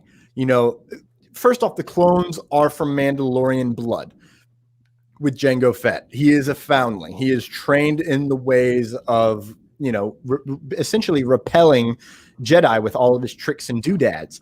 I think that having, an extra strong one who has an extra sensory ability to sense electromagnetism with leader Skullface, Scary Face. I don't remember his name.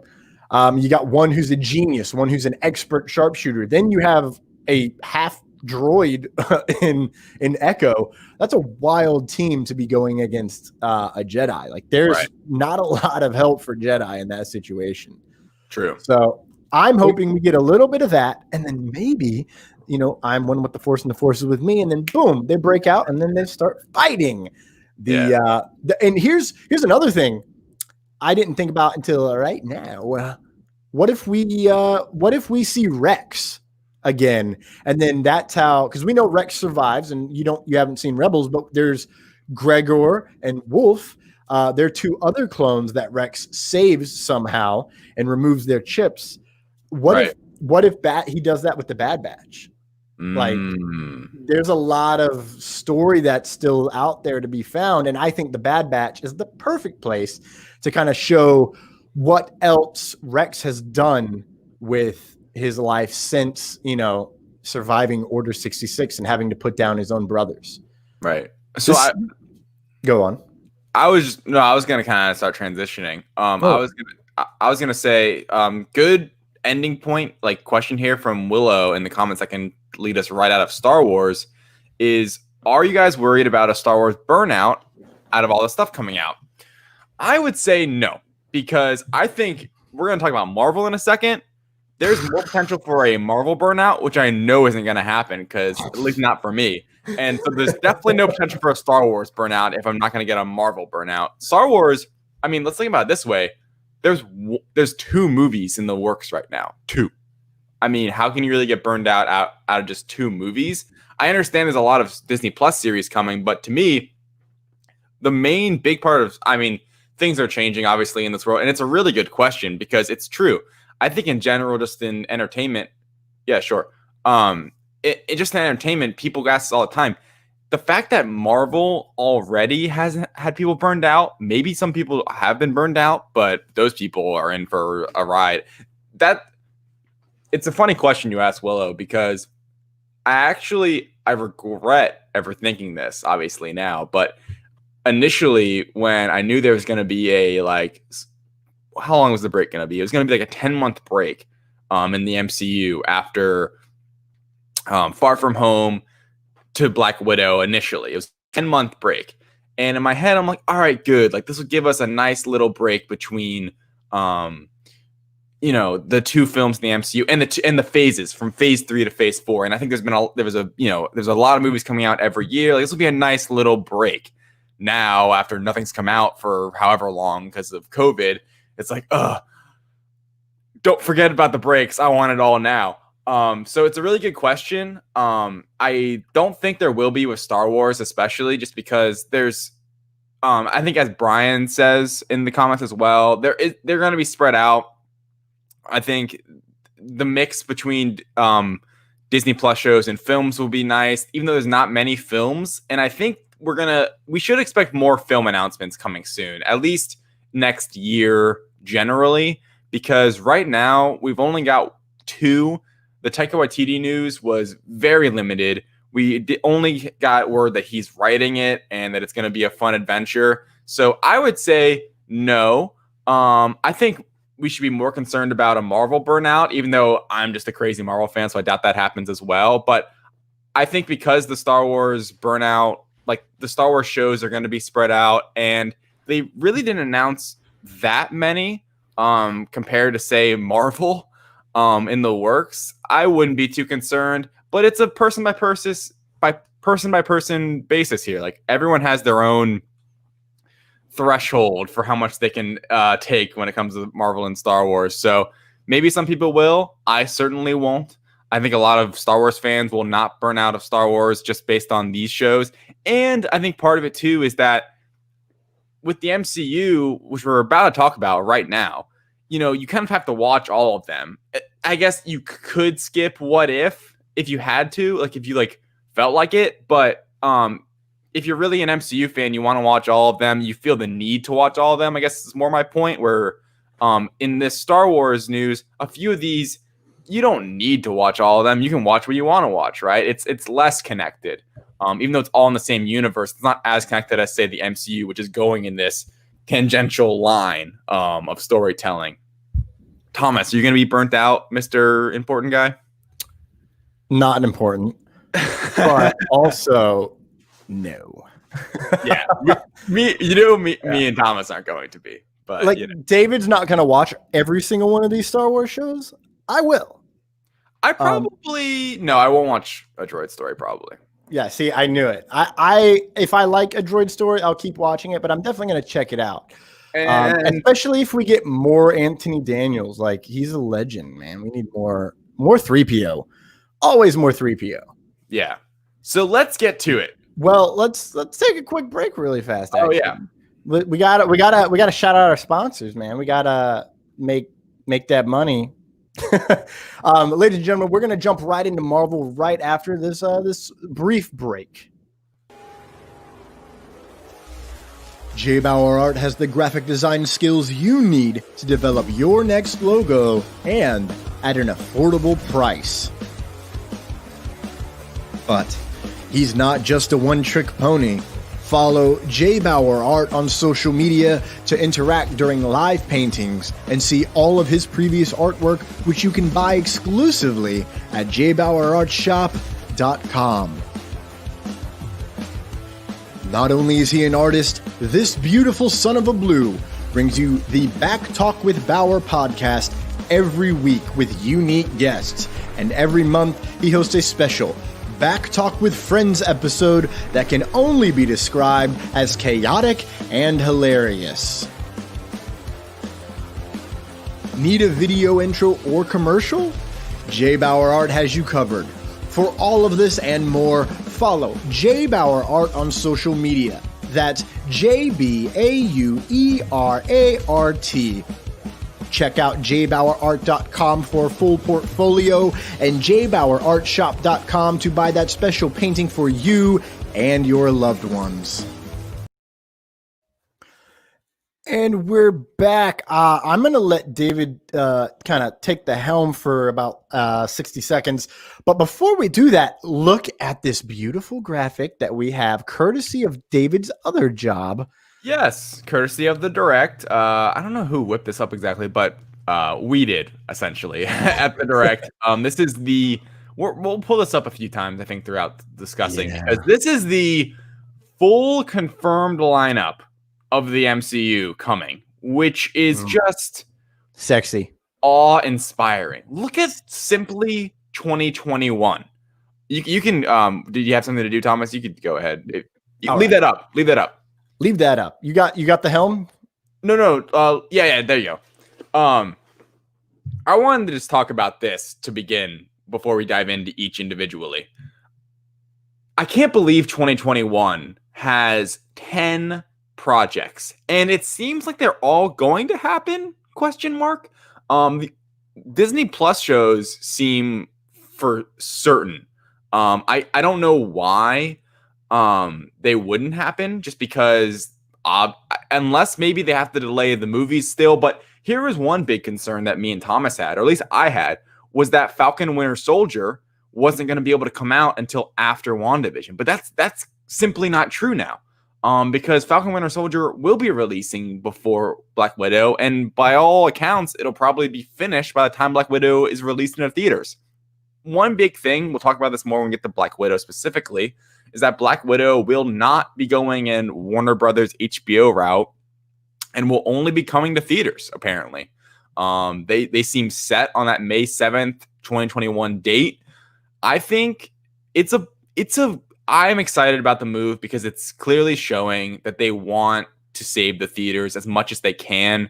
It's unclear how much it'll make at the box office, even if people can go, even if, say, there's a vaccine and people are getting it. It's unclear. You know, this movie's probably not going to make $1 billion because people aren't going to be.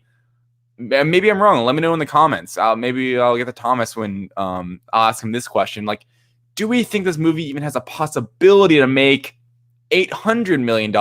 Because I don't know. I just don't see, even if things are getting better and numbers are going down when it comes to the pandemic, I don't see how people are going to rush out to the theaters to go see Black Widow in the great big packs and packs of just like packing out theaters on a nightly basis, especially like for that opening weekend. Will they even allow that? I'm sure there will still be social distancing rules and stuff like that. But I'm happy that Disney is not going the Warner Media route. They're not putting everything on Disney Plus as well as the theaters. They're letting their films like Black Widow, Shang-Chi, which I am mispronouncing apparently, and Eternals, also Spider-Man, which we'll see. But those three, Black Widow, Shang-Chi, and Eternals, they're all set just to come out in theaters. No Disney Plus same day or no premiere access. They're just like, hey, it's going out in theaters. We're doing it. We're not going to let the theaters die, which is awesome, right? I think I tweeted out something like, save the theaters, hashtag save the theaters. But let's just think here. Back to Willow's question earlier on whether we could get a burnout. We've got nothing in 2020. We're about to get everything in 2021. I mean, 10 projects? That's not even really conceivable. There's a part of me that doubts this happens. I don't even understand why they would push Miss Marvel and Hawkeye in 2021. I suspect one of those is a January 2022 release date ultimately, because I just don't get it. I don't understand why or what their plan is with those two and all those Star Wars shows coming out. What was the Republic show? Sorry, I'm blanking on the name of it. Rangers of the New Republic, Ahsoka, and Mandalorian could all be coming out. Season 3 of Mandalorian could all be coming out late 2021 as well. So I don't see why they feel the need to push Miss Marvel and Hawkeye in 2021. But we'll see, right? Spider-Man's also a question mark to some degree because we, as you know, Morbius is set to come out still in March. So, and that's a big question mark on whether or not that will really happen because of the state of the theaters. And Sony doesn't have some little parent streaming service to throw it on like Warner Brothers does with HBO Max, right? Not so they have to, yet. Hey, Thomas is back. So Thomas, I was basically just running down the list and I was explaining how something I just said was I would be surprised if Miss Marvel and Hawkeye stay in 2021 because it seems like why even do that when it's going to seem like it'll be pretty crowded. And if you can pull it back up one real quick, the beginning of 2022, I mean, I guess we could be getting She-Hulk or Moon Knight at the beginning of 2022, but there's not even like a full slate of Disney Plus shows coming out at the beginning of that next year. So I suspect that either probably Hawkeye will be more of a January 15th release date, similar to WandaVision. But I mean, the bottom line is I'm very excited for all of this. And we're going to be, by the end of 2021, the Disney Plus catalog is just going to be unbelievable to now. I mean, right now they have one show and it has 86 million subscribers and it has essentially one show. Like one original show that's like very popular. And these will all certainly be popular, especially for Marvel and MCU fans. And they all look really good. And let's just dive right in, right? They all look really good. We got more than I ever expected out of this thing. So many announcements, so much sizzle reel, exclusive first looks, trailers. I can't wait. Thomas, I guess I've kind of gone on overall. You want us to dive into WandaVision? Let's dive into the visions. Here we go. WandaVision, it's going to be kicking off phase 4, which is so funny because it clearly wasn't their first intention to make this the first thing coming out for. It was supposed to be the fourth thing coming out in phase 4.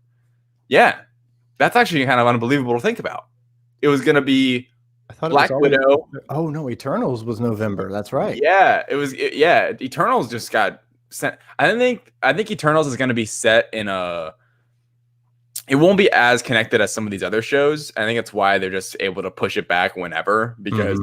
It won't really matter to these stories specifically, but it might matter to other stories down the road. Yeah, I think it matters more to the more cosmic stories that will be coming after. Yeah. I mean, I think its connection to maybe WandaVision will be set after, and that's when they make their return kind of thing. It's like, well, shit's really hit the fan this time, so maybe we should be like, hey guys, don't mess up. So here we go. I'm reading this from ET Online because Marvel itself couldn't give me a full description on what happened. Thank you, official Marvel page. Star Wars killed you on that one. I'm just gonna read a little bit. So we know WandaVision at this point. We're excited. We're ready. Thomas was even questioning, do I even watch the trailer? We're at that point where it's like we might need the David opening at 6 a.m. previewing a trailer for Thomas, so to see if he can watch it or not. Yeah, that's where we're at. Here's a little bit on the show. The series will be half classic sitcom and half full MCU spectacular, which just sounds spectacular. About two superpowered beings living their ideal suburban life, who begin to suspect that everything is not as it seems.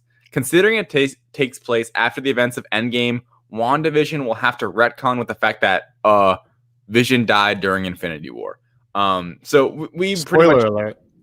Oh, big spoilers. Especially for our audience. So we want to take a look at the trailer, Thomas? Sure. Let's bounce around here. Like, let's just kind of go through this and just talk about it as we go. Because clearly, especially through the release of all these posters this last week, we're going to be getting different eras. Welcome to the Chicken Wars. Yes. You know, I don't want to hate on Wendy's, but I'm not going to eat their chicken sandwich over Popeyes ever. Sorry. Popeyes is really good, but Popeyes is sexually good.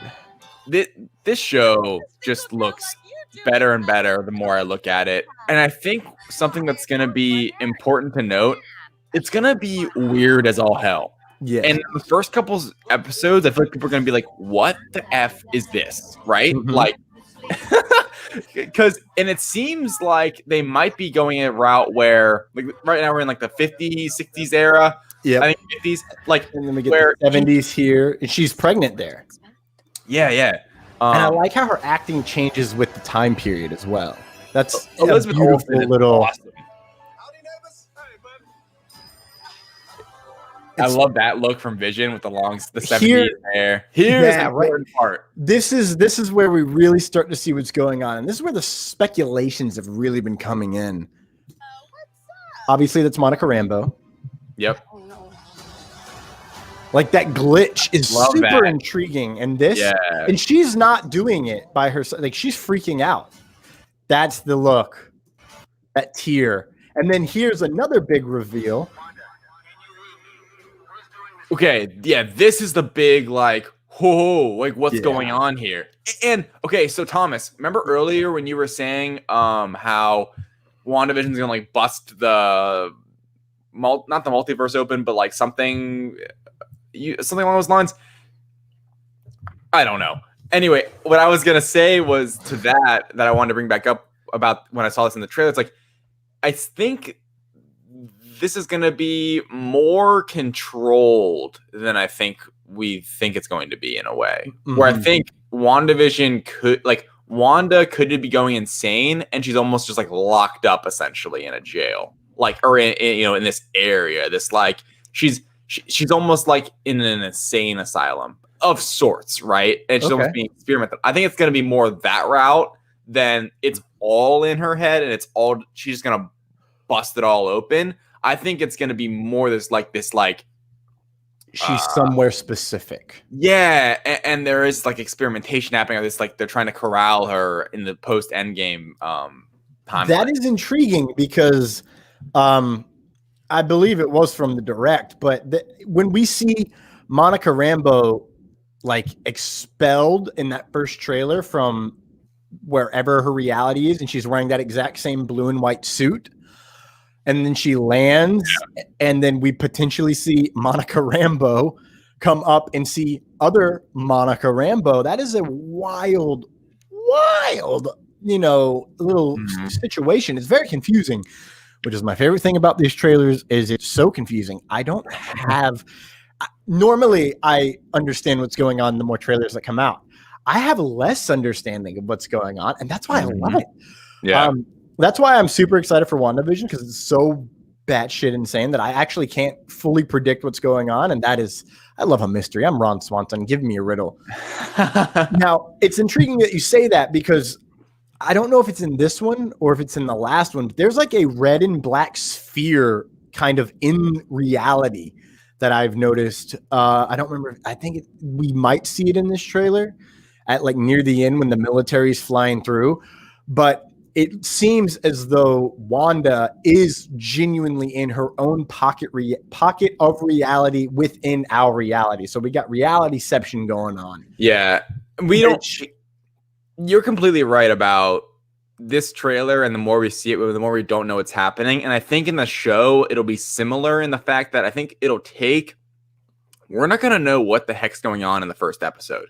We're going to know by episode like late in the second half of the season, we'll see more. And I think, and I do genuinely believe we won't get to like the crumbling until like the last 2 episodes of the series. I don't think it's going to be at the halfway point. I think they're going to do a lot of, I think we're going to see a lot of them just interacting in these sitcom-y times. And we're going to have a lot of Happy, Brady Bunch, Full House, I Love Lucy moments, right? And it's going to be weird, and we're going to have some weird references and like some random storylines that aren't actually important. I actually disagree. I think they will all be important because while we're having this good, fun time with these characters, and it's like, as we'll see coming up in this trailer, eventually it just has to stop. So that's building us as the audience up. And it's like, oh my God, remember when they were like in love and both were alive?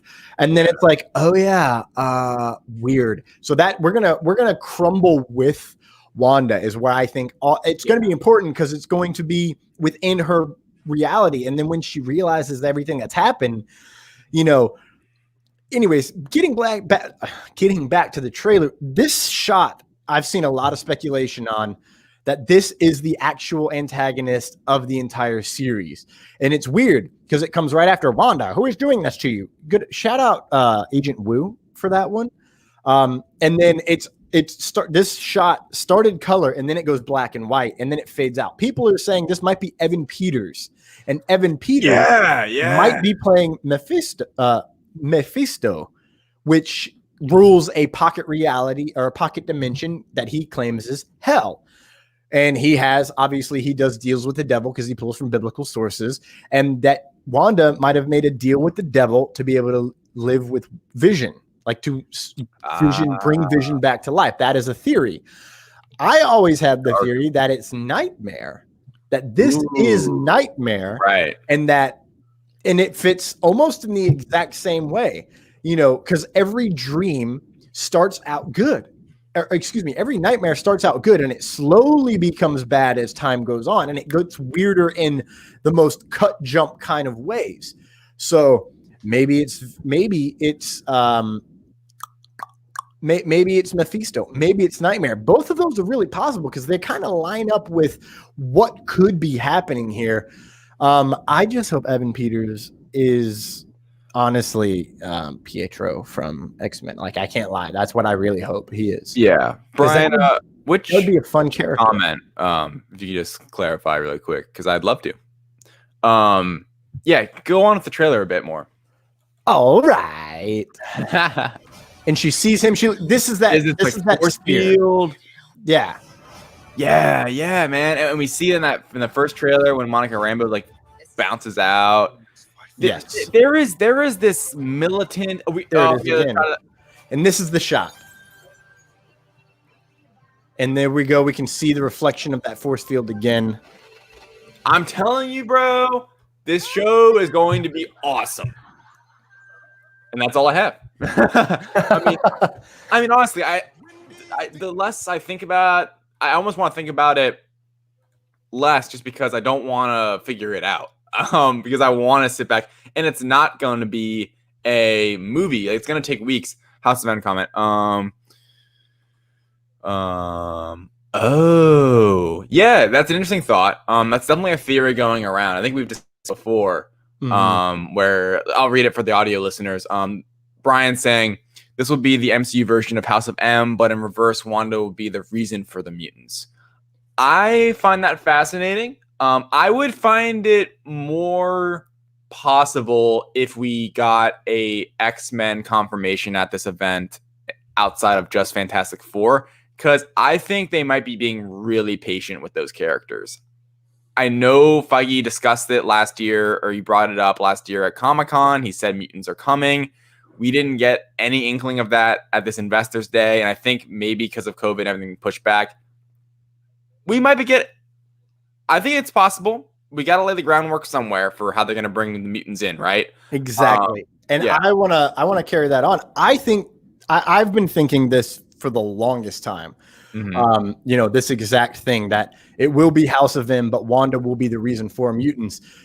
And it doesn't have to be instantaneous. That's kind of the best part, is Right. when it's removing all mutants, that is instantaneous because they're already established. But in terms of bringing on mutants, that's far different. So I think there's the possibility here that I'm going to have to take this call. That it is that, and it will lay the groundwork similar to Black Panther's groundwork in Iron Man 2. Yeah. Well, while Thomas is doing that, let's just move right along to what I am very excited for is Falcon Winter Soldier. So Falcon Winter Soldier obviously was initially supposed to be coming out before WandaVision. It was going to be after Black Widow. But now it's been delayed. Well, everything's been delayed. And now it's going to be coming out in between WandaVision and Black Widow. We got a first look we're going to dive into in a bit. This show, it's been one of my most it's probably been one of my most anticipated of Phase 4. I've just been really excited because we know these characters. I think the more grounded stories I can kind of attach to a bit more. And I think just Mackie and Sebastian Stan back as these characters is going to be awesome. Zemo returning. The show's just set up so well for a great story and an integral part of the MCU. Unlike some of the other stories, I guess you could argue, this is totally going to be, a really big part of what we already have with the MCU. So let me read here from Entertainment Tonight. The Falcon Winter Soldier series centers on Anthony Mackie's Sam Wilson, aka the Falcon, and Sebastian Stan's Bucky Barnes, the Winter Soldier. Following the events of Endgame, here's a quote from Mackie.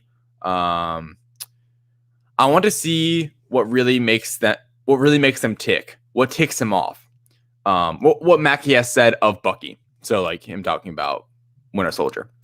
How much ticking can that clock do before that tick does talk and that talk goes boom? What a quote from Anthony Mackie. Do you want to see that? Because we've already kind of seen that with Winter Soldier when he's been manipulated. So I guess we'll see. And okay, one thing I want to say about this show, I hope they don't play around with Sebastian, like Bucky Barnes going back to like them reading off the book and him being the Winter Soldier again. I really do not want to see brainwashed Winter Soldier again. Like, please. We've seen that so many times now.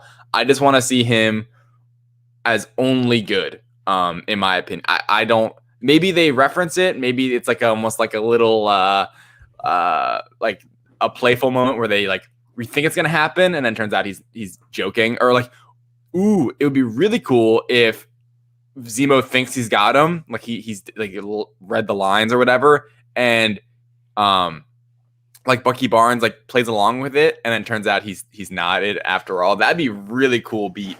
I'll continue reading here. Turns out Falcon won't inherit Captain America's shield, but his enemies too won't just inherit the shield. Daniel Bruhl reprises the role of Zemo, who attempted to turn the Avengers against one another in Civil War, and will now don his signature red hood, which is awesome. From the comics as Baron Zemo.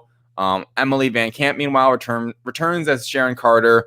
And Wyatt Russell is joining as John Walker, U.S. agent, which is going to be a very interesting kind of political power struggle part of this whole thing, where it's going to be like, all right, the new Captain America, what are we going to do? Thomas, you saw all this. How excited are you for this series? I am all the way pumped for this series. I've been super stoked on this because Captain America is top 3 favorite Marvel heroes of all time. Every iteration of Captain America, I pretty much love. I love the Steve Rogers version. I love the Bucky Barnes version. I love the fact that they made Sam Wilson because he brings a whole entire element of combat difference. You know, Bucky Barnes and Steve Rogers have a very similar fighting style. They grew up together, etc. But with Falcon as Cap, you know, he flies and he has an amazing suit, by the way. So I'm excited for that. But I'm excited for this, especially after watching the trailer and the fact that we're getting it March 19th. Like, I didn't anticipate us getting a trailer during the investor thing. And then they showed us the trailer. I'm so excited. And I was flipping out, bro. You want to pull it up? Yeah. I will say, this trailer looked. Was this our first trailer for this show? No, it's our second. It's our second. Really. Yeah, it's the first one was a genuine straight up tease. This is the first full trailer. Yeah, exactly. And I loved getting a closer look at.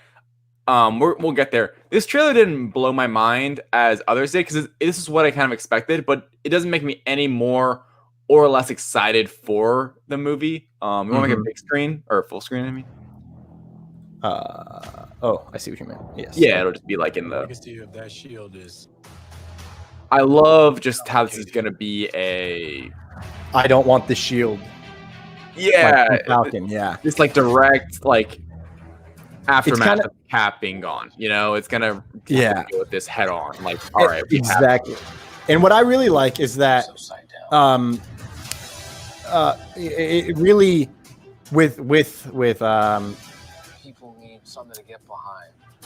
Sam Wilson, he doesn't want the shield. He doesn't want that responsibility. Yeah. But he's willing to do it for the right reasons.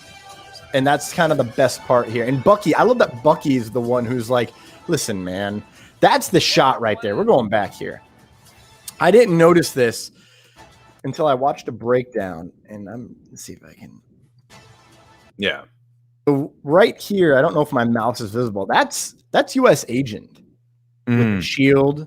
There's a much better photo that someone was able to capture. Then we have what looks to be Bucky right in this region over here to the left near the trees. Looks like Falcon might be down the ground here. I can't tell if they're leaving or coming on top of this situation, but you know, it's a fantastic setup there where we just got fights galore on top of a trailer. Like, I love that idea. Oh, that's the wrong button. Apologies.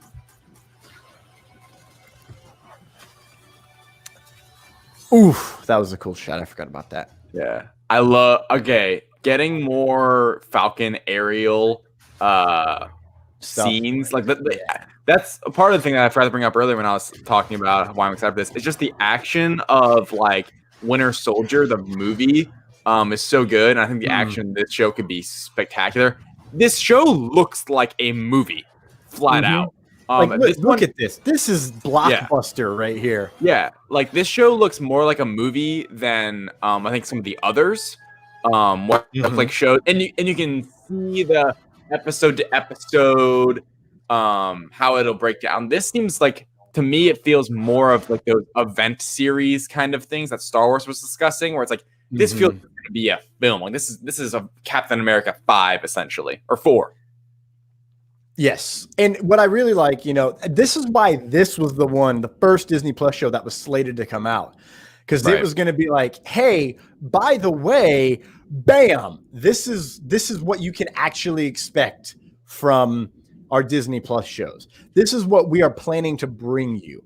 So that would have been a brilliant, you know, it's Black Widow, and then this, and then it would have been Eternals, and then WandaVision. So they set up with characters you already know and love, and it's like, this is how we plan to utilize this. And again, the fact that it's not number 1 now, and WandaVision's coming out first, really is very intriguing with how things are going to move around, you know? Like, and it's such a big world that not everybody's going to know what's happening with the other Avengers. Now, this is possibly my favorite part of the whole trailer. Yeah. What's going on in that cyborg brain of yours? You don't want to know. Oh, yeah, I can see it working. Gears turning. Oh, they're malfunctioning. They're on fire. God, I hate you. I love that so much. That is just perfect for both of these I'm characters. really excited for this show, man. I've been excited. Like, you've known this. It's been one of my most anticipated of Phase 4. I was kind of saying this when you were on the phone earlier. I really just cannot wait for this one. I think it's going to give us such a good look into the future of the MCU from a grounded perspective outside of like the cosmic stuff and the multiverse things. And I love that, man. I love these characters. I think the action's going to be great. The story's going to be really intriguing, I believe. And I'm super pleased it's not coming out after Black Widow, and that it will be coming out in March, man. Like, can't wait. It's so close all of a sudden. I'm very excited that it's also coming out before Black Widow, because I'm tired of fracking waiting, man. Like this, when they announced every one of the Disney Plus shows, I was like, this is the Disney Plus show that I want. Yeah. Because I love Cap. I love Cap so much. And then when they started explaining what WandaVision was, I was like, I might want WandaVision more. And I do want WandaVision more because there's a lot more of a mystery going on there. And it's not like there's going to be mystery in this show. Obviously, it's going to be a political thriller, which are always fun. But because I kind of know what to expect a little bit, the fact that WandaVision is like batshit insane is why WandaVision is higher on my anticipated list, because it leads to more mental functioning for me. It's going to be more mental work. Right. You know, are you ready to move on to the Widow of it all? Yeah, we don't have much on this really. It's a movie. It's coming out. I don't know. So I kind of already. We don't have to rehash this because I kind of dove into this earlier when I had the whole list up. It's coming out in the theaters. They're not pulling an HBO Max. They're not pulling a Warner Media. I was gonna pose to you, how much do you think this movie could realistically make? You can't. Your expectations have to be kind of low because, like, at this point, maybe there's a vaccine around, and maybe you can.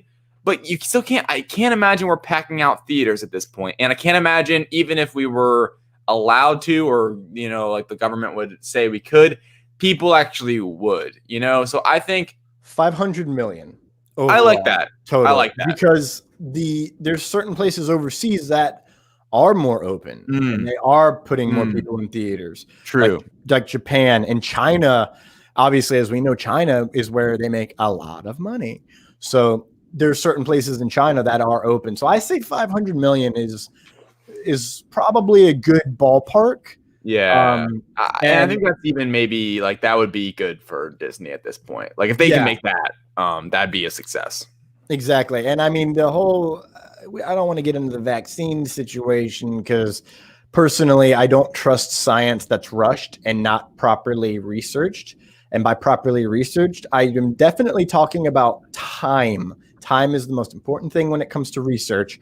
Hence the polio vaccine, the first one failing and killing like 250,000 kids or something like that. We don't want that to happen. That's why I'm a little skeptical, because it's happened before in human history and it very easily could happen again. So I'm always wary about when things in science are pushed and rushed. Because oftentimes you can have a nuclear bomb situation where you just do a lot of horrible things to human beings and you don't realize it until 50 years later. So ballpark 500 million, simply because I don't think we'll be even close to 50% of theaters being packed.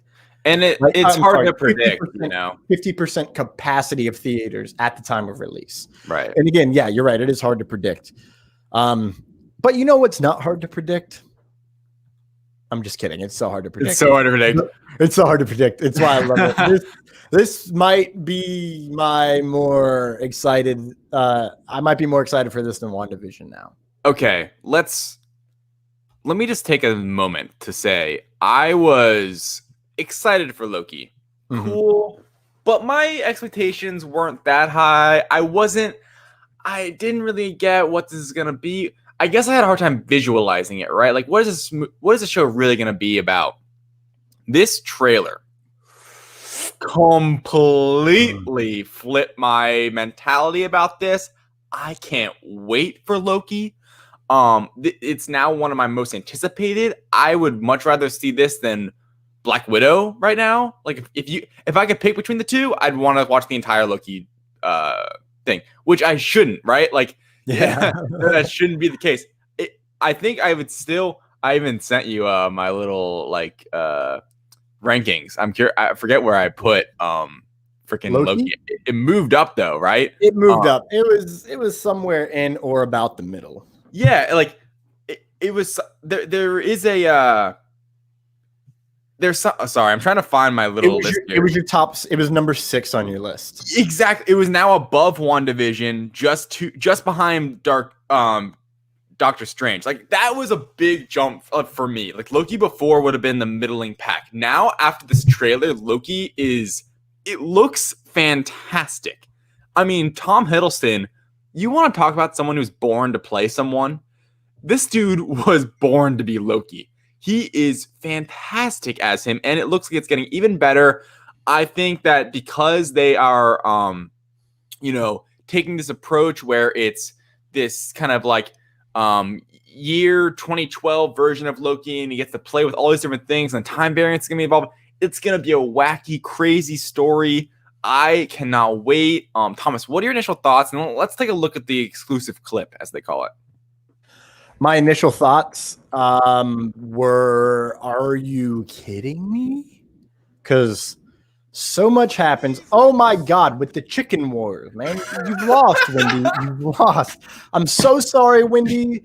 Wendy's, you'll never be a sponsor of us because I keep talking crap about your chicken sandwich. I know, I understand. I'm just saying you can't beat the the goods. That is Popeyes, baby.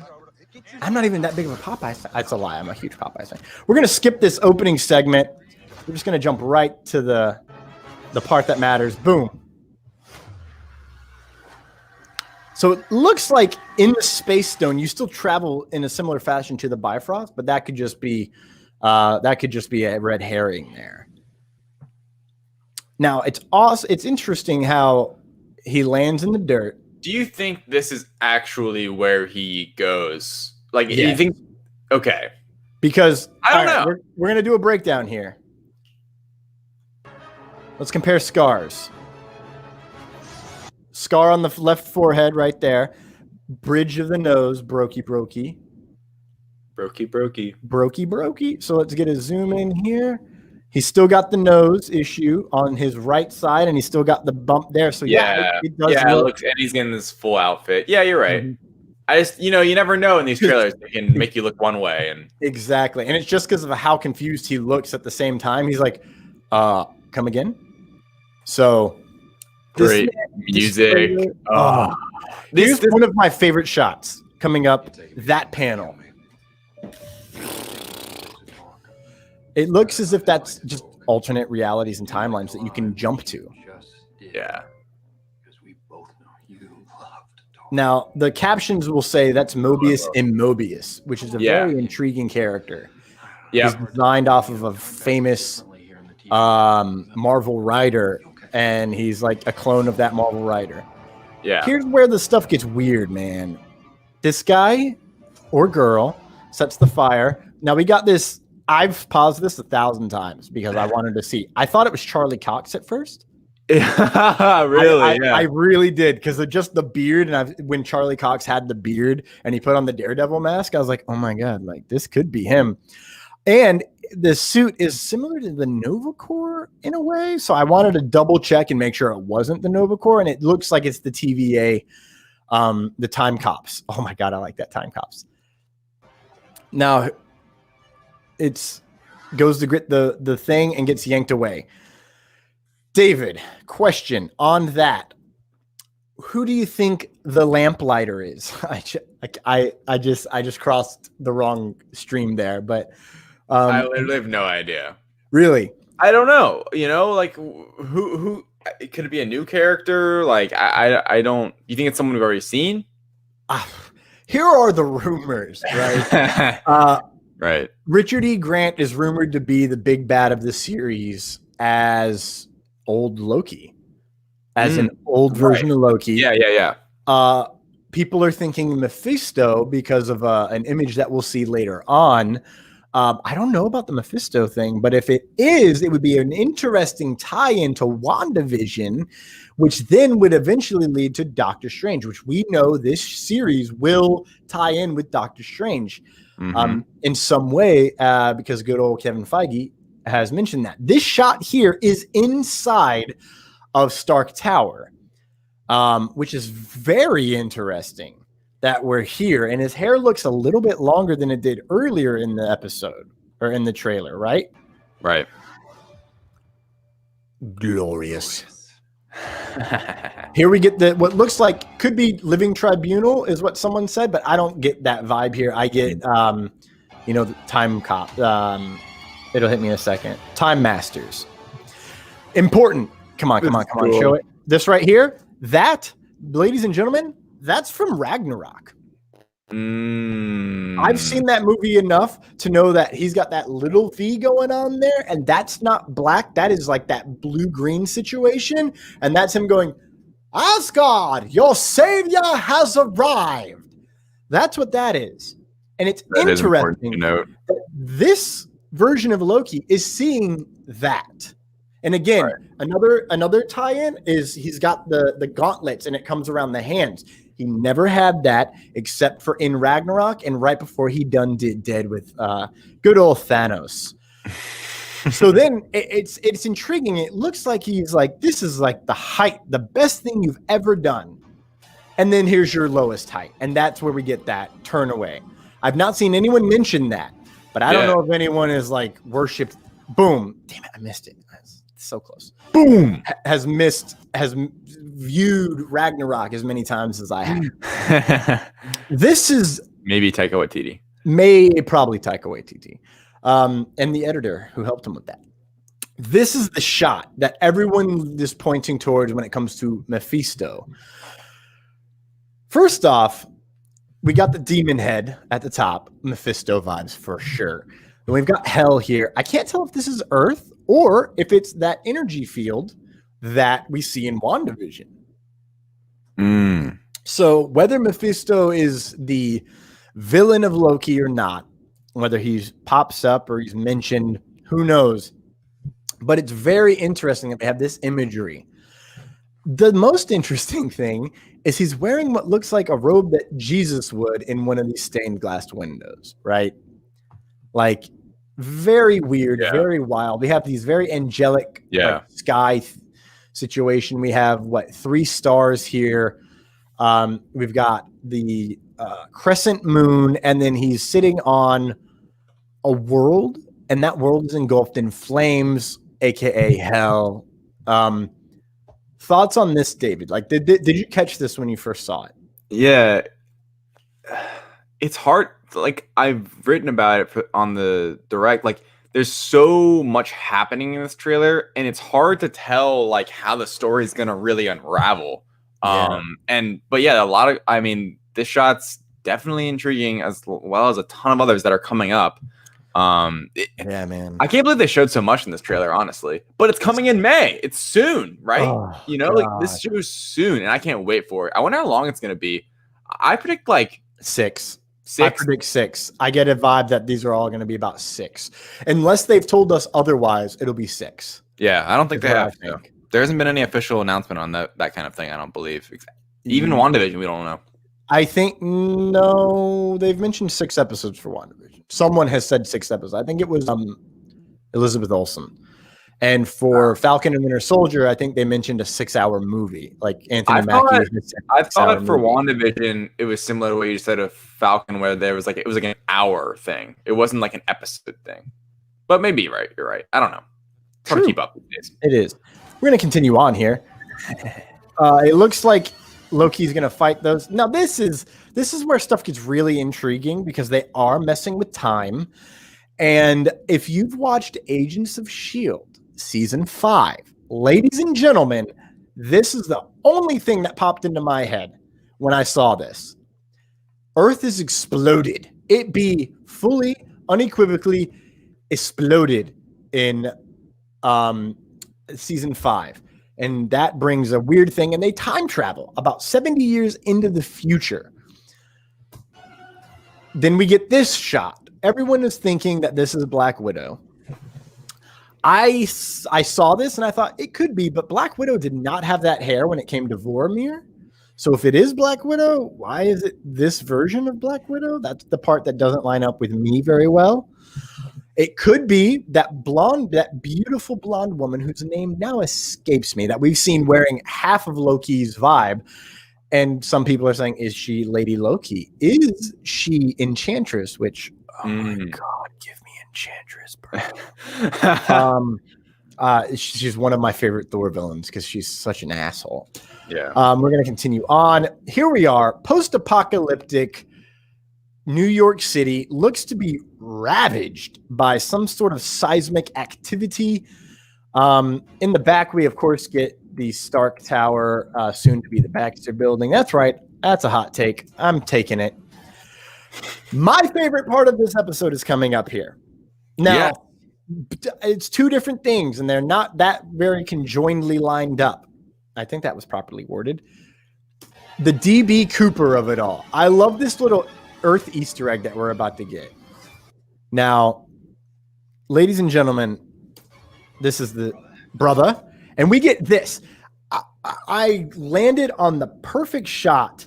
This, ladies and gentlemen, looks like Colin Salmon to me. He is the man who played Drew Zod on Krypton and played Walter, Stephen Amell's stepfather on Arrow. And this looks like him unequivocally to me. And it's interesting. He says brother. We get this guy dressed as Thor with a giant gold hammer hitting a dude with horns on his head. Right there. You can see horns on his head. Kind of looks Mephisto-y, in my opinion. I won't lie. But he gets hit, and Loki in the back is like, oh, I know what that's like. Oh! And then this here looks like, kind of looks like the Heimdall's watchtower as well, where the Bifrost is at. But I love this. I love this whole bit. This is why it's my favorite part. Official Bifrost. This is where I think that Bifrost part came from earlier. I will say that. Dude, this show is going to be wacky as hell and amazing, dude. Right? Like, this show seems perfect for the Loki character we know, especially the 2012 Loki, where he's hasn't softened up yet, right? Like, he hasn't lost his mother. He didn't get thrown in the Asgardian prison and then his mom dies. You know, like he's coming fresh off being pissed about not taking over Earth and beating the Avengers. And I don't know. I wonder what the show opens up for the future of the MCU and how connected it will be. Because it seems like it could so much, right? And I just think that if anything, this is going to be hella entertaining beyond anything else, right? Like, first and foremost, it's going to be a very entertaining show, and I can't wait, right? Like I said, because of this trailer, all of a sudden, this show is up top, top 6 on my, which is saying something because there's so many projects for my for the next phase of Marvel, and it's coming out in May. We're getting so much all of a sudden. I wish this kind of shows, I think, where my mindset is. What did you expect? I love that. So good. Yeah. Seriously, what did you expect? Something like that shows my excitement is like, I wish this would drop all at once. It's like, I don't want to have to wait week by week for this. Cause you know, this is going to be a, like, one whole story that you could, like, get down into, like, just throughout. One thing, like, I can't wait to get these Marvel shows rolling because we've already seen Mandalorian. We kind of get a feel for how those Disney Plus shows will go. We don't really have a sense of how Marvel Disney Plus shows will be week to week. Like, Mandalorian has a very specific rhythm to it. We can always kind of tell when it's going to start, and like when the credits roll up, when it's like and it's chapter whatever, the blank. We're all used to that. We have no We don't know how these Marvel shows are going to feel or look on Disney Plus, so I can't wait to get it rolling. And Loki's going to be a big player in it, and I think possibly the best show of 2021. It's really like I'm more excited for Falcon Winter Soldier still, but this Loki I think could be really something special. And that is that. Anything else on Loki, Thomas? Yeah, man.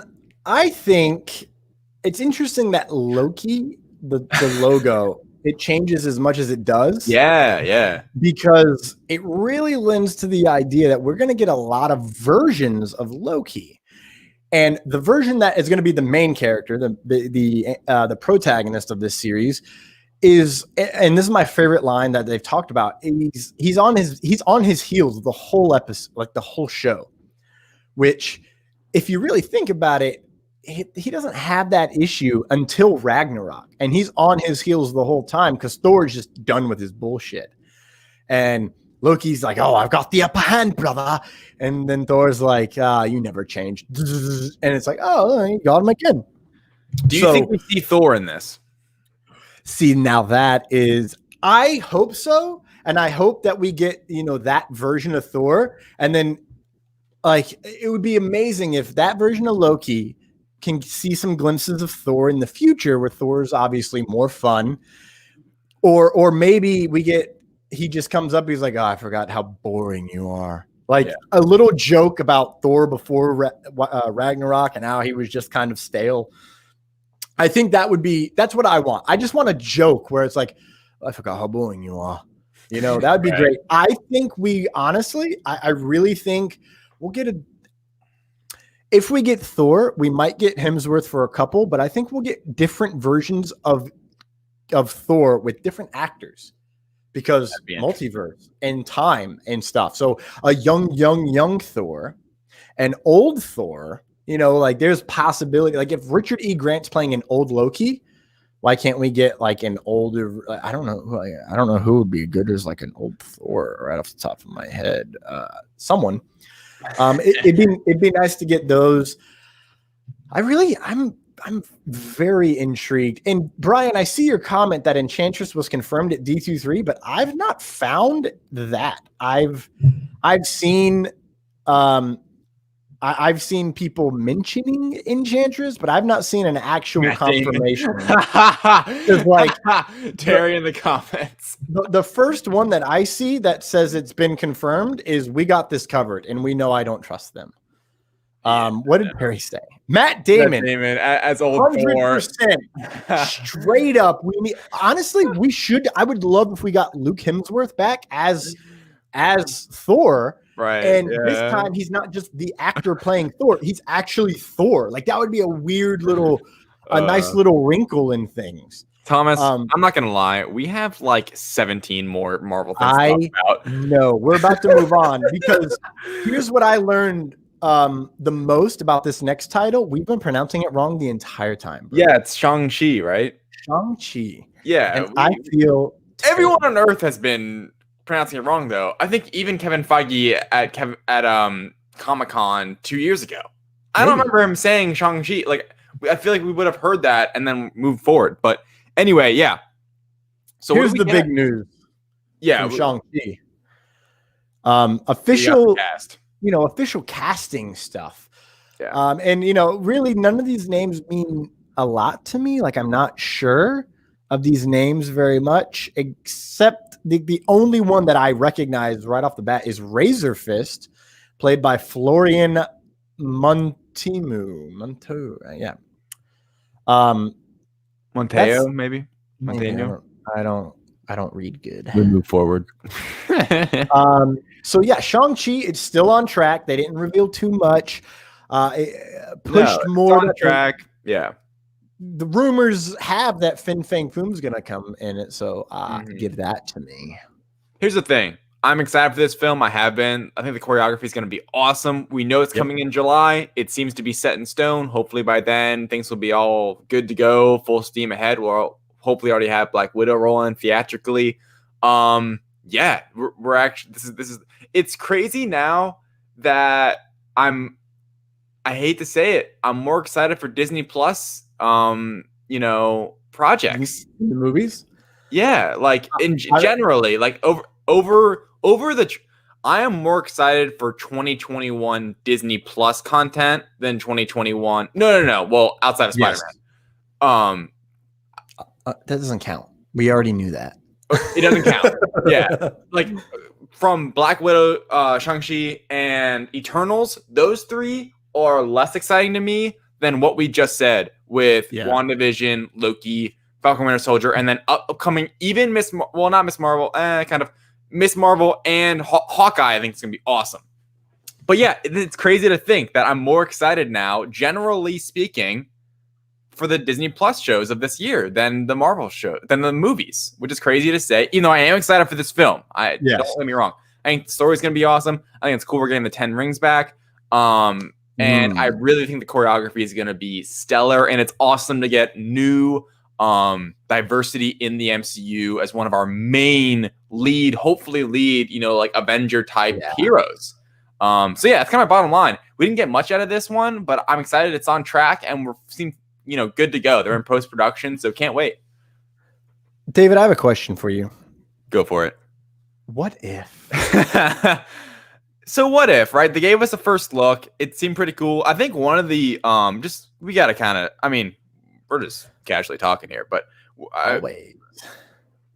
I just want to say for this one, I don't have that much because, like I said earlier, I think for me, what if it's exciting? I think just because it's an animated show that they're doing whatever in, because it's literally what if. It's fun. It's cool that the Watcher's in it.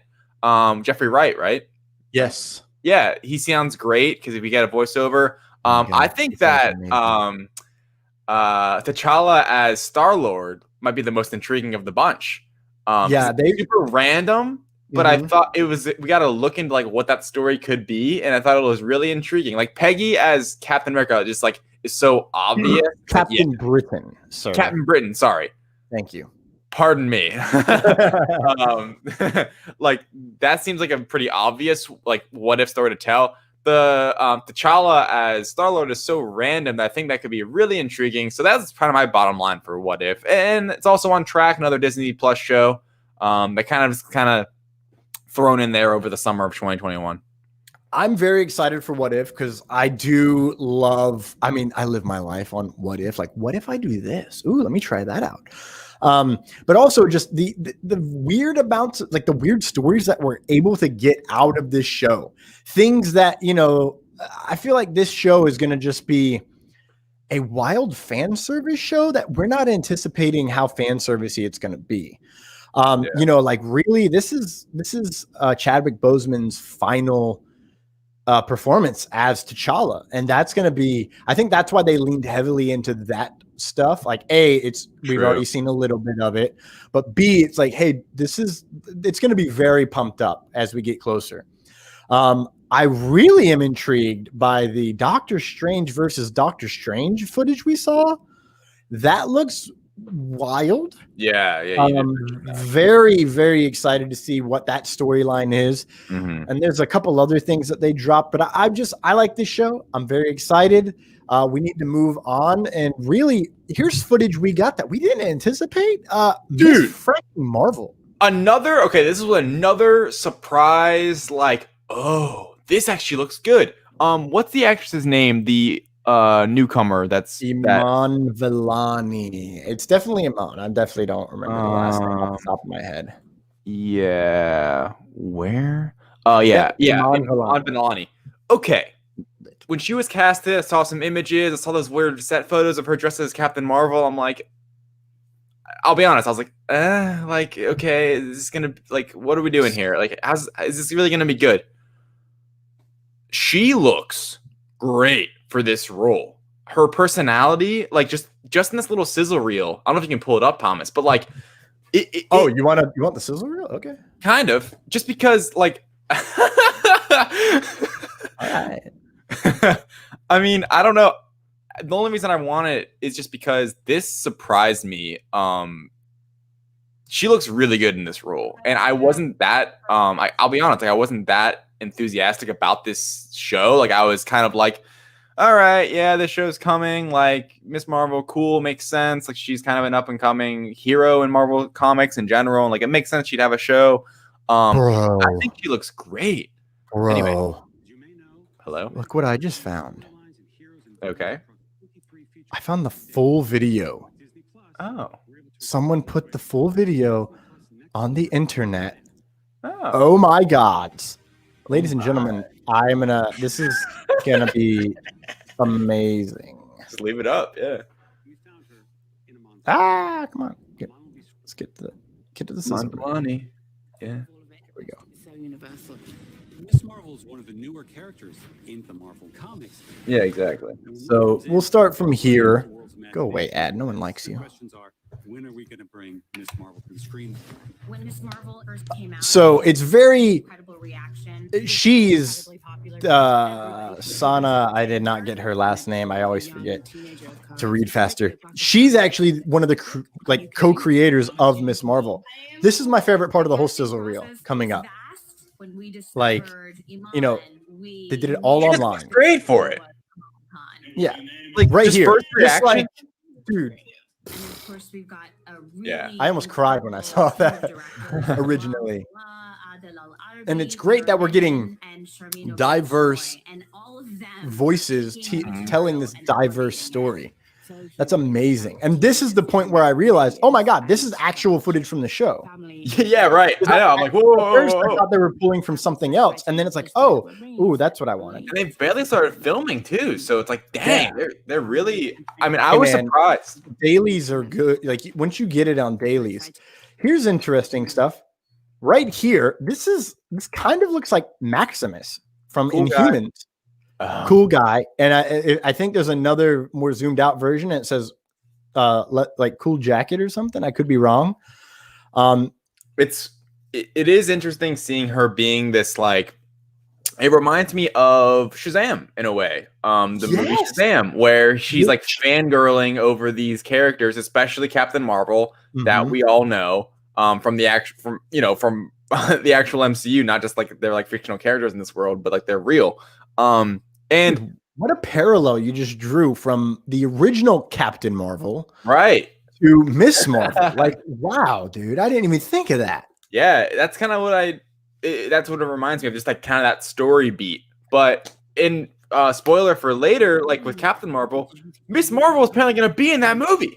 Yes, It's which awesome. is coming up. You know, right, like, Also look at a that. new logo there, which I thought looked really cool. Yes, very sexy logo. So anyway, yep, Captain Marvel 2. Here we go, right there. Yeah, hey Monica Rambeau. Dude, we could just like use this to jump ahead.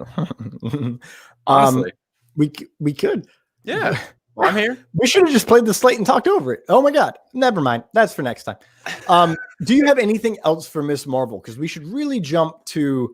I mean, we're already here. Do we want to just talk Captain Marvel Let's too? do Captain Marvel really quick. Let's go out of order here on our list. On our list. This is because Kevin Feige's here. We can't talk. Feige's lists are better than us. Captain Marvel 2, don't know much. Coming out. Did it give a release year? No, yeah, it's 2022. Dude, it's on the slate right here. November 11th, 2022. Okay, November 11th, because there was movement. Yeah, we'll pull that up later when we get to like Thor. Yeah, so Captain Marvel 2, don't know much about the story, but Miss Marvel's gonna be in. Is the movie gonna take place on Earth mostly? What's going on? New director. Yeah. Which so is yeah, wildly exciting. Cool. I like the logo. It's different than the original. I think it's a pretty cool logo, and yeah, don't really have much. Like here, it's moving on pretty quickly to Eternals. Thomas, do you have anything on Captain Marvel 2? Much excite. I would say less excite and I than have the other same stuff. birthday, so that's the best part. That's cool. That's what I got, man. Like, call me Thor, call her Captain Marvel, born on the same day, 3 years apart. So Eternals, I was disappointed by this. Is my biggest, which I don't have. I wasn't disappointed by this at all. Like as an overall event. I'll say that I was very disappointed with this Eternals because he started talking and I was like, oh, show us a trailer, show us a teaser, give us something. 30 seconds. Give us 30 seconds. I just don't get where we're getting sizzle reels from a Miss Marvel show that just started filming and Eternals is basically like done, book it, and we've gotten absolutely no footage or even an official poster or look. It's just they're being so hush-hush about this project, and I think it has to be for a reason, because we really have not seen like anything about it for a movie that was supposed to come out a month ago initially. So I was disappointed by Eternals, and that's pretty much all I have to say on this. I am, I guess, excited for this movie, but this event did nothing to enhance my excitement. I just want to see everyone in the suit. That is all. Like, yeah, that's all you got to do to tide me over, is let me see them in their real suits, not promo, not toys. Like that's most of what we got is promo and toys that have like there was so little for Eternals to talk about coming out of this. We learned nothing more. We knew more. Like literally, it'll stop. I think it's the next 5 seconds. He shifts gears. Let's find out. Most ambitious films. Yeah, but okay, ambition. Give us something, right? Like, boom, it's over. Yeah, it's over. Hawkeye, which is suddenly a more exciting project. It's funny that these it's actually really kind of sad in a way. Like Black Widow and Eternals to me have lost all their steam, all their momentum. Like all the hype for them has seemingly transferred over. For me. I agree. Oh, Haley Steinfeld, bang, looks amazing. This cast looks great. This show I was like not even that excited for, and now I'm super excited for it. I think it'll be interesting. It looks like listen, as long as Haley Steinfeld sings, man, like I just want her to sing. I kind of doubt that happens, but okay. I mean, she can sing to like a kid to make a kid feel better. Oh my God, could you imagine? I like how we found this is like the perfect way of doing it, like so late in the game, just watching this. What was that? Like we found this so late. Yeah, I know. I was trying to find something else. Really, thoughts on Hawkeye? I'm excited. I want Haley Steinfeld to sing. And we're going to jump to Doctor Strange in the Multiverse of Madness because we do get a Spider-Man update here. Yes. No, we're getting an ad. We don't want no ads. No. Please don't be the chicken ad. Please don't be the chicken ad. Should you log into my account? So nice. Let's go. We can skip this one. So we're about to get an amazing brief update. You know, we get the Sam Raimi. And we also see how Elizabeth Olsen is filming. Yeah, we get official word of Rachel McAdams signing on, which came out rumored the day before, and then Mordo is coming back, which is probably the most exciting part to me. Rachel McAdams and Chiwetel Ejiofor. Nope, I still can't say it, and he just said it. This is the beat, man. This is the take. We talked about this. Yeah, right. Let's have Kevin Feige pronounce her name. By Xochitl Gomez. Xochitl Gomez. By Xochitl Gomez. This film hits theaters March 25th, 2022. Really pushing the boundaries of storytelling with this thrilling. Anything you want to say on Multiverse of Madness, sir? Because we know what he's about to say. We've seen the video. Spider-Man. That's all. Yeah, which is really interesting. You know, we'll get to that. We'll just play it now. Oh, that's it. Not only will boundaries of storytelling with this thrilling, mind-bending adventure. Not only will Doctor Strange and the Multiverse of Madness connect directly to the events of WandaVision, but it will also connect to the events of our new Spider-Man film coming to theaters December 2021. Boom! Bang! Let's go.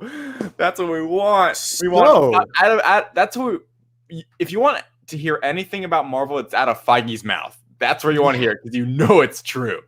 and we have speculated back and forth, you and I, since they announced Spider-Man coming back. It's 2 films. And before, Doctor Strange was the film before Spider-Man originally. Now it's shifted. And now, David, if you go back to MCU Rumors 2, I think it is when we talk Spider-Man, or maybe it's 2 or 3. There's one on Sony where we talk Spider-Man 3. Oh, yeah, we did the Spider-Man. And then there's one where we talk, Doctor Strange, Thor, and all that. In the Doctor Strange one, I said, oh, if Doctor Strange came out after Spider-Man, I would be afraid that they'd write Spider-Man out. Mm-hmm. And now we're here. Mm-hmm. You know what's exciting, Thomas? Random side fact. Jasmine actually watches the MCU, and she's like, oh, yeah, WandaVision. And I'm like, yes. Like, finally I have someone to watch it with. Oh, my God. I actually get excited for something. I almost got her to watch Mandalorian, but I was like, you couldn't hook her on Grogu? She hasn't. Well, there hasn't been any. No, and now she didn't get that. We almost watched season 1. Then she's like, and I know she'd probably get bored during season 1. So I didn't like push that hard. With season 2. That's good enough. Yeah, well, or start with episode 7 and episode 8. Yeah, maybe, but maybe if she eventually wants to. But she is excited for I forgot that she's like, oh yeah, like I do like the MCU. Like I watched them, like yes, like finally. But sorry, random side note. But back to this, Spider-Man, man. This is gonna be. I mean, this is what we're waiting for. These two movies, I think, are gonna be the. I don't know. Like, I don't know how to even describe it. Like, I feel like this is these are two of the most anticipated movies in the MCU. Yeah. They are the most anticipated movies right now in the MCU. In the short, like Thor: Love and Thunder is like right there. If not, dude, this barely makes your top 5. Not this one, but Doctor Strange barely made your top 5. Okay, but no. Okay, I guess, but like. You're not even looking at Eternal Shang-Chi and Black Widow compared to these two. Yes. Like, these two are like a mile more ahead when it comes to anticipation. You want to know something that really bothers me really quick that I've been seeing a lot online? People are saying, oh, they're going to create the multiverse. And I gotta say, really fast, human beings, the multiverse is literally mentioned by the Ancient One in Doctor Strange. So if you want to say, well, they're good, now Wanda's going to create the multiverse, listen, Harry Carey over here is going to slap you with some hot dog knowledge. And I don't know where I'm going from that. But I said hot dog knowledge and just started laughing in my head because I watched Step Brothers last night. But I'm going to say, you're wrong. You're wrong. You're wrong. You're saying it, you sit there and you wrongness and be wrong. All right? Fact is, the multiverse has been explored. Marvel introduced the multiverse before DC. As a fan who watches the DC continuity, I just lied. I'm so sorry. I did just lie. When it came to live action, my bad, everyone. Crisis on Earth X and Flash Season 2 really does introduce the multiverse. That's on me. But when it comes to deep balls exploring the multiverse,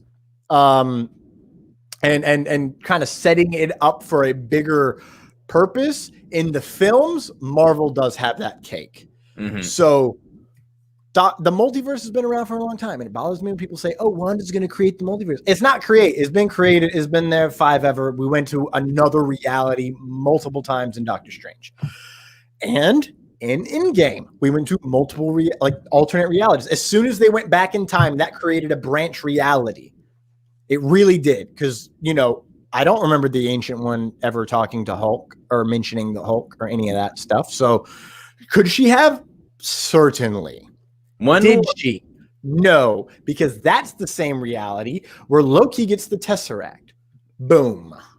So what's next up on the video? That is a great question. David, we really got to talk about Spider-Man, though, because although it wasn't released in Disney, some shit came out. Yeah, I almost... it's like, do we dive fully into this right now? Because it's like there's so much. You got to mention it at least. Yeah, so, I mean, as probably most people know by now, it seems like we could be getting like a version of a Spider-Verse film. Obviously, now it's been reported by a Hollywood Reporter, which doesn't get much more better than that when it comes to film. Feige's mouth, but well, yeah, no, I mean from like a news source, not from the actual source. Anyway, that Doc Ock is going to be returning. What the heck is Alfred Molina? Alfred Molina will be returning as Doc Ock apparently in this film. We got that along with Electro, and it's like, all right, like what are they doing now? And then there's also now reports coming out that McGuire's in talks, and Emma Stone's going to return, and Garfield's going to return, and Kristen Dunst's going to return. And it's like, okay, everyone like pump the brakes here for a second. Like what the? There was a Brandon Davis on Twitter was having a field day with all these jokes that's like Tom Holland's going to have a cameo in this movie. Like we could dive. I don't want to completely dive into this right now just because we have all this to talk about. Like my like quick reaction is I want nothing more in my life than to see these three on film together. Let's put that out there first and foremost. I want nothing more. I just can't get too excited about it because I don't know it for sure, and I literally will like have a panic attack if I think it's going to actually happen. 2, if it does happen, this is not going to be a Spider-Verse film. I do not believe it. No. I think it will be introduced if they do pop up. If they swing in, it will be in the third act probably. It won't be this like, oh, Spider-Man 3. Home of the multiverse. Like, I don't know if you know what I mean. Like, it's not gonna be a multiverse movie. I think this will still be a Tom Holland Spider-Man film that'll have his own, probably Kraven the Hunter villain. It'll be centered on him, MJ, Ned. Like it will still be a Tom Holland Spider-Man movie. I just think that these cameos that are probably never even gonna be marketed, I think these are all gonna be cameo appearances to some degree, may happen in the latter half of the movie. And I don't think we'll ever get like a teaser that even like hints at it happening. Maybe, because it's such a big deal. But I think Marvel and Sony want it to be this crazy, like, you know, this moment. But it's all kind of getting ruined now because all these reports are coming out. I like your idea better because it means it's more integral to the story if it happens in the last act. Yeah. I think it would be in the second act that all these cameos pop up. And they just leave? I think it's going to be like for the... I have this feeling that it's not going to be in Tom Holland's reality, like in our MCU proper that these happen. I have this feeling he's going to end up there. Interesting. That's a good theory. Because they mentioned, you know, they did mention that Strange is in this movie. And it ties in with Doctor Strange in the Multiverse of Madness. So what if the Multiverse of Madness really starts in Spider-Man 3? And it really is like, correct. You know, Doctor Strange is like, hey, bro, I need your help because I don't trust anyone else. And he needs someone intelligent. He's worked with Peter before, and he needs someone who has the same mental capacity as himself and Tony Stark to help fix the multiverse, especially if he's got to fight villains that Doctor Strange knows Spider-Man specifically from other realities because he has the ability to tap into them, has fought. So he needs a Spider-Man to help him defeat certain ones. And that's how it might tie in. And then again, Tom Holland is in two Marvel films. So is he also going to be heavily featured in Multiverse of Madness? Is he written out in Multiverse of Madness? Sad face. Fear. I hope not. Yeah, I think that could be the reality of it. Bottom line. I really, really hope not. Anyway, let's move on from this one because this is a big topic. We could even bring this up again tomorrow or like next week because there's so much on it. We still have a lot more Marvel official announcements. Here we go. She-Hulk. She-Hulk. Cat And I can officially confirm Koro's director. Jennifer Walters will be played by the talented and Emmy Award-winning Tatiana Maslany. And it's important to note that the very first thing I said to David was, she lied to us. Yeah. And I said, I never thought I'd be happy to be lied to. But this is the point. Yeah, Tim Roth back as Abomination. Let's go. That I started sending really long-winded voice memos to David because this is when I started losing my shit entirely. It may or may not have been a 20-second long voice memo of me yelling, Abomination! So the fact that we're getting Tim Roth, who fracking love. I almost dropped the F-bomb there. Love so much as an actor is coming back as Abomination. Dude, finally, because what have I been saying, David? We're going to get Thunderbolts. And who better to be a part of it? Oh my gosh, the Thunderbolts. It's never going to stop. It's never going to stop. What are your thoughts on Abomination coming back? So yeah, it's Abomination. We're also getting Ruffalo. You imagine as Smart Hulk. Yes. I'm excited. These announcements certainly make me more excited for this show. You assume that she'll be the one taking on Abomination. I don't know if it'll be this team up with Ruffalo. I'm curious to see how big of Ruffalo's role will be. And I'm also curious about their just plans for She-Hulk. I'm excited to learn more. Hey, you're intrigued about their plans? Well, listen to this. Specializes specifically in superhero-oriented legal cases. You never know what Marvel characters are going to pop up from episode to episode. Which is really fascinating. That's all the tea. Yeah, like that's been a big rumor was that like, oh, maybe she would be the one that represents like Peter Parker, maybe. And then now people are thinking maybe it's Daredevil if he's actually going to be in the film. But anyway, who knows if that'll really happen. I think this show could be really fun. I'm excited to learn more about it. I'm excited Ruffalo's back because I love him in this role. And I think the Abomination tie-in to the 2008 Hulk movie could be a really good. Yeah, huge. I mean, and I think maybe the storyline is like with the snap and everything. That's how we got out. I think this could be really fascinating. And I'm honestly just curious to see how this She-Hulk story will be told. And just seeing her actually as Hulk.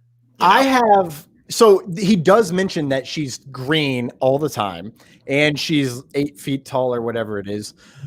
They say that at the beginning, and she's a lawyer. So there's that as well. The thing, I think this will be a weird law procedural in all honesty. And I feel like it could be episodic. Is that right? Where like each episode is its own contained story, but there's I think this will be a classic TV style. Yeah. Just because you can play around with the law of it all a little bit. I think it'll be less Daredevil law and a little bit more Law and Order law, but obviously a lot more fun than that shit. Because god dang, I love Law and Order and all, but after 20 years and 5 variations of it, it's just boom, boom. Yeah. Okay. That's what it is. Ally McBeal, Brian says in the comments. He also says Red Hulk coming back, which is genuinely what I'm hoping we get. I hope we get Thunderbolt Ross as Red Hulk. I think that'll be teed up in Black Widow. Thunderbolts. I also want Samuel Stern in The Leader really badly because they set it up in Incredible Hulk. And I was super excited about that. And everyone forgets about it, but not me. I remember. And that is, if they are going to go and create Thunderbolts, or they're going to do a Masters of Evil, that is who I think they should really bring on, because let's not even mince words here. Dude, Samuel Stern, The Leader, is a brilliant mind who's also super evil. David, are you ready to move on? Yes. To whatever is next, which Moon Knight. Yeah, they did not announce Oscar Isaac. Yeah, which was surprising. Yeah. Which, they didn't announce Oscar Isaac. But an important thing to think about is there was an idea that Nick Kroll was rumored. Yeah, I know. I did tee that up with the Avengers. That was planned. And someone else was rumored to be involved. Was it Daveed Diggs, maybe? It was rumored to be Moon Knight before Oscar Isaac was, announced, quote unquote. Reported. And someone had the idea. I do believe it was Jay Washington from the Mad Titan podcast and Blurs in the Hood podcast. He had the idea that maybe all 3 of them are actually Moon Knight. And when he takes on a personality it's not just a personality. Like he might actually shift into being that person. Let's let Feige. Moon Knight is a complex vigilante who suffers from dissociative identity disorder. And these multiple identities that live inside him are very distinct characters in the series. The backdrop of our story is incredible Egyptian iconography. Very distinct Egyptology characters. is something the world's always been fascinated by, and we're going to tap into it in a fun and bold way in Moon Knight. I am very excited for that show. An Indiana Jones type film or show. That got me more hyped than everything else said about Moon Knight and what we already knew. Yeah. I love Indiana Jones. I think, well, and I think the whole disorder with like the multiple personalities is what really could be fascinating. And how they play with that in an actual like live TV show would be really interesting. And maybe Oscar Isaac is just one of many Moon Knights. Yes, and because he gets the powers from the moon god Khonshu, if I'm not mistaken, you know, if we're going to deal with a god of some sort, then that would be a very it'd be a perfect way to describe why someone's skin color changes and he becomes an entirely different human being. Like there's a lot to be played around with in that. And we're getting like our setup is really wild. I think we already missed Blade. So we're just jump into Blade really quick. Blade was it's still They didn't happening. really talk much about it. Blade is still happening. That No is the update. TBD. It seems like there's not even like really like very pre-production state. His Biggest official- question mark for this is, will it be R? Will it be PG-13? What's their route for this? And Could this be the first movie to Disney Plus? I don't know why I'm thinking that, but I feel like that could be a thing. But anyway, you know, the fact that it is a movie and not a show really helps lead to the speculation of could that change? I think that could change. I think it could they'd very make a much great change. show on Disney But- Plus. Oh, it would make an amazing show, but I'd rather it not be Disney Plus and rather it be R. But the thing that is important to note is he said specifically, we hope to tell you something, give you updates on it very, very soon. Yeah. Kevin Feige doesn't use very twice in a sentence without having an idea of when he's going to make that announcement. Yeah. Seems like they're trying to figure that movie out. Because the whole Mahershala Ali thing seemed very... I think they've got it figured out. I think they're just I think they're still in so early pre-production and it's in that development stage where they have to get certain people on and get it signed off on and all those things and legality. I think he knows what it's going to be. And I think he could straight up right now make a mention like right off the bat and be like, this is what it's going to be. But as all things in film happen, you know, it changes. So he's not going to make that announcement. I have a feeling we'll get some kind of announcement around either Falcon Winter Soldier coming out, but more likely Black Widow, because then it'll be theatrical. They'll be talking theatrical stuff there, because most of this is all Disney Plus for the most part. Like a lot of it is Disney Plus. Yeah. Let's see. No, and Blade was not. So let's see what we got. A couple of projects that we haven't announced. Here we go. The first of which is Secret Son of a- Invasion. Which is the Nick Fury show that's been rumored. Is Nick Fury Yes. and Ben Mendelsohn from Captain Marvel return This to was- the Skrull I won't lie. Civil War. I'm kind of let down by this. Arguably the biggest crossover comic event in the last 20 years. And we're bringing I don't it know. to Disney Plus. They're using Secret Invasion as just a show. It's not going to be like this, like, whole arc. Like, it's not like we got the... I don't... you know what I mean? Like, they're just making a show with Samuel L. Jackson and Talos. I see how you're thinking. Yeah. But I want you to look at it like this. Are they teeing it up? That is a good question, because I was going to actually, I caught that at the last second. Are they teeing it up to be a bigger deal? That's an amazing question. But why would they if they were making a show called it and just all about it? I don't know. Like, I mean, it is the MCU, because everything's connected. Well, because remember how everyone was thinking that Captain Marvel 2 would be, you know, Secret Invasion? Right. Well, it doesn't seem to be that way. If they're doing a show about it, what if, David, I'm going to rewind this because I didn't catch this the first time because I was just screaming when I first watched it. Biggest crossover comic event in the last 20 years. And we're bringing it to Disney Plus. Biggest crossover event along with Civil War in the last 20 years, and we're bringing it to Disney Plus. Is this David J. Thompson? Is this our first Avengers type event in the future I don't of think Marvel? so. This show is not going to be the Avengers.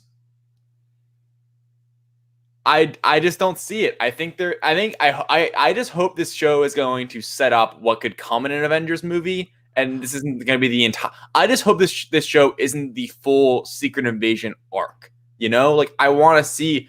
It seems silly to me that they're going to take one of the biggest events in comic books over the last 20 years and make it an 8-episode series with just Samuel L. Jackson and you're missing the key word, David. Cross over. That is why I'm at. Literally, he mentioned Civil War, which was a Captain America film. Right. Okay. A lot of people are very pissed that Civil War wasn't given a bigger space to breathe in. So now you take that and you do it for Secret Invasion, where it needs the space to breathe in.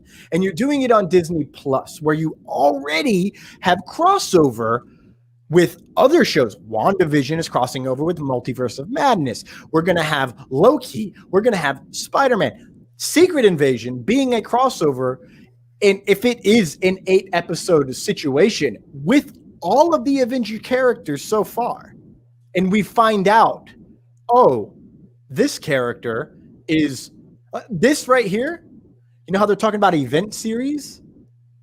This is that big event series.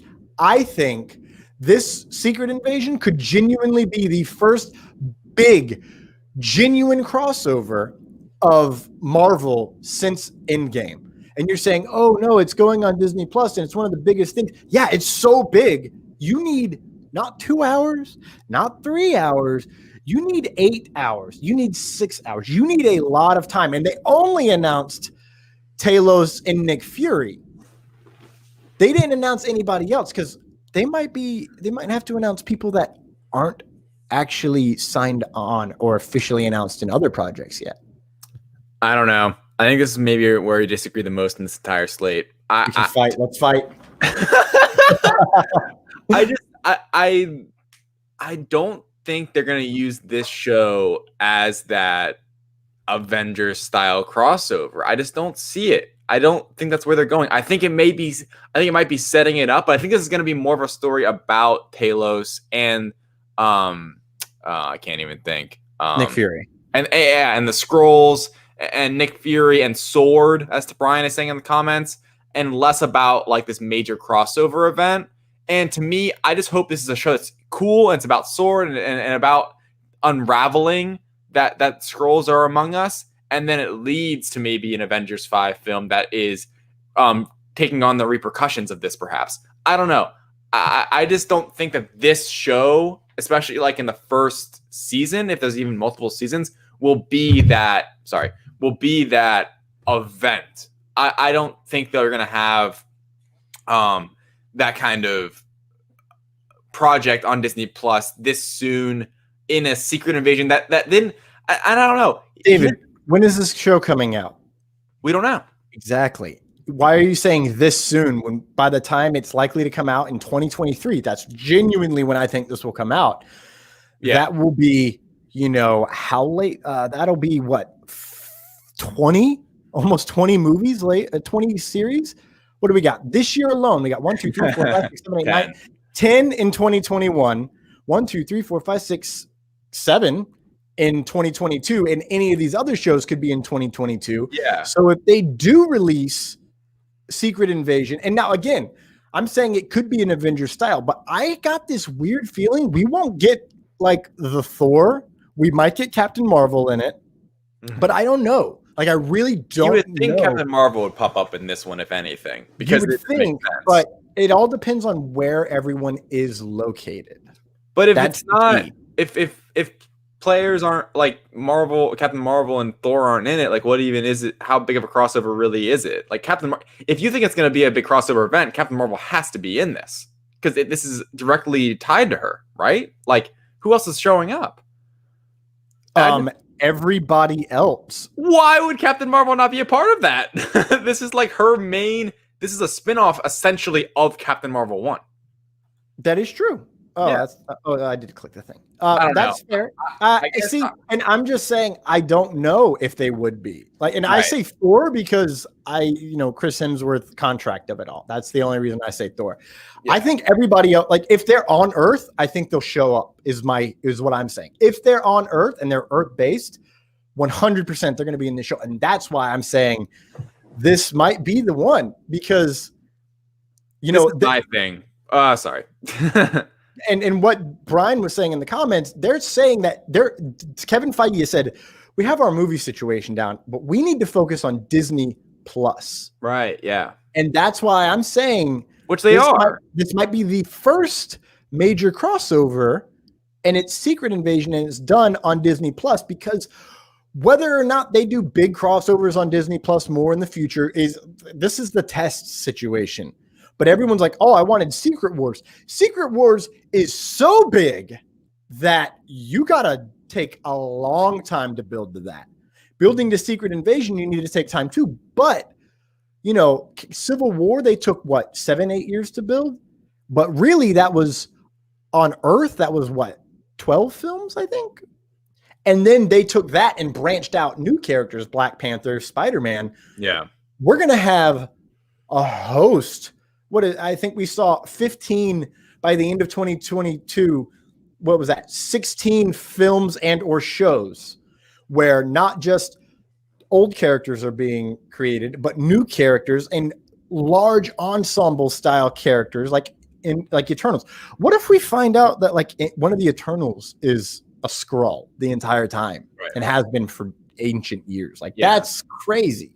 Okay. Here's Your final thoughts, and then we'll move on because it's it's getting late. My final thoughts are: I think this show specifically, what he's saying here, the Secret Invasion starring Samuel L. Jackson, is going to be a show that is a direct sequel to Captain Marvel 1 and the end of Far From Home, especially the end of Far From Home. It will play with those characters. It'll play with Sword. It'll play with galactic level things with the Skrulls, and mainly Talos and Fury. I think that would be the bottom line. What I do think, I do not think it's going to be the big crossover event. I think it might set up that, like you said, maybe Avengers Secret Wars, or Secret Wars will be down the road. Something like that, where I think if they do an Avengers, it'll be Avengers Secret Invasion, because then it'll have that direct tie-in. Right. So bottom line is, I think this show won't, just on the record, I do not think this show will be that big crossover event. Players might come in like characters, heroes. I just don't think they will use this show as that major event. I think the show will maybe set up certain things or tell a story that isn't as big as maybe we are thinking, but could set up or lead something like that. That's just my thought. I don't think it's going to be where we're getting all these Avengers in this show. I think it's going to be more a Fury Talos driven story. It could be both of what we're thinking combined. It could be this is focused on Nick Fury and Talos, and we do have Avengers characters coming in, and they do find out certain people are Skrulls, and they're building, and and then it ends on this cliffhanger, and it ends with, we have to reassemble the Avengers, and then that leads to Avengers Secret Invasion. It could be an action that would, that's probably the take, dude. That's probably the take we should follow, because I see Secret Invasion and I think you got to go big, but you can go even bigger if you do a show and a film about it. Yeah, exactly. So, why be impatient with this? Like you said, a 20-year huge run in the comics. Like, why make it just about this show when you could have this show? You could have other wrinkles thrown into other shows that are hinting at such things, the Skrulls and things like that, and then have a blockbuster film that's an Avengers movie which is, is something that we're missing in all these announcements. Is no Avengers. They're being patient with the next Avengers film, and I'm so on board with that. Me too. I think we'll get Young Avengers before we get Avengers. Yeah. I really do. And I think we need to bring the Fantastic Four in before we get the next Avengers, which is really important. I think that's very necessary. All right, what's next? We're almost at 3 hours. which I'm happy about. This is next. I do So- not have much on this. This was That's a okay. We're just gonna let Feige talk because I lost my mind that they already cast it. Yeah. I know we get an announcement for Dominique Thorne for Ironheart, but not Oscar Isaac for Moon Knight. So that was Yeah. it. That was it for that. Ironheart's coming. That seems like it'll be a fun show. A look at someone else in an Iron Man like suit, and then another look at someone else. This show is way more interesting to me than Ironheart. Iron Wars featuring Don Cheadle coming back as when his tech falls into the wrong hands. War Machine. War Machine, yeah. And I love this because it sounds like it's a direct line of continuation and kind of adaptation from the comics. Yeah, and it could be a continuation of the MCU story we've already seen with Tony's armor in the wrong hands and power of these weapons and stuff. Really interesting storylines like that have driven the MCU, especially Tony's story, and it will kind of be a spirit successor to live on that Iron Man storyline. Exactly. And if I'm not mistaken, in the comics, Armor Wars happened when Tony Stark was no longer Iron Man. Okay. So it's very lined up perfectly. Very cool. So it'll be a nice little continuation of that. I love that logo, by the way. Random thought. Really? I think it could be cool. Pulled straight from the comics. That's why. This is random as all heck. But didn't quite have the right outlet for. Listen, dude, this is why I'm excited. Such a James Gunn thing. Yeah. In a Reverend Guardians fashion, the Guardians of the Galaxy Holiday Special is going to be a lot of fun, especially since James Gunn is back to write and direct. In fact, we're going to shoot it during production. Yeah, I love that you're shooting it during production. This special will drop the holiday prior to the next Guardians of the Galaxy film, which hits theaters in 2023. So this is canon. And who better to do a holiday special than the Guardians of the Galaxy and include the best Christmas songs of all time? I think this is going to be a fun ride. It's Disney Plus, right? Yeah, it's exclusive to Disney Plus, and James Gunn has confirmed that it will be canon. Yeah, I saw that on Twitter. That means whatever happens here will lead. This holiday special could genuinely lead to Guardians of the Galaxy 3. Yeah, which is it could be this little fun romp of having fun, of an hour long, and then at the end you get this distress signal from, I don't know, let's just say Aisha, and she goes, "Oh my God, he's going out." Blah, blah, do we think Thor's in it? No. Okay. No, I do not at all, because the Guardians are going to be in Thor. They've already mentioned that. So, right. All right. And speaking of Guardians, aptly titled "I Am Groot," everyone's favorite little. I don't have anything for this. Will star in a series of shorts on Disney Plus. Shorts. It's shorts, animated. Vin Diesel. Before I go, I couldn't leave you without giving a few more updates. It'll be cute. On some of our Here we most go. anticipated upcoming films. Here we go. In January, we'll begin filming Thor: Love and Thunder. Yep. Yes. Taika Waititi and Chris Hemsworth, Natalie Portman, and Tessa Thompson returning, and I'm pleased to confirm that. Ladies and gentlemen, let me get it teed up here. Christian Bale is playing the villain, Thor: The God Butcher. He's Love and Thunder releases in theaters on May 6th. May 6th. Yep. Ironically, that is I believe that is 11 years to the damn day that Thor 1 came out. That's insane. Yeah. I might be wrong on that, but I'll have to check my cup. I have a Thor cup that I got from 7-Eleven back in the day, and it has the date on there. I do believe it was May 6th was the first Thor movie. Like a decade since Avengers 1. Ow. Oh my God, it will be. Holy but Jesus. But ladies and gentlemen, let me just play for you really quick.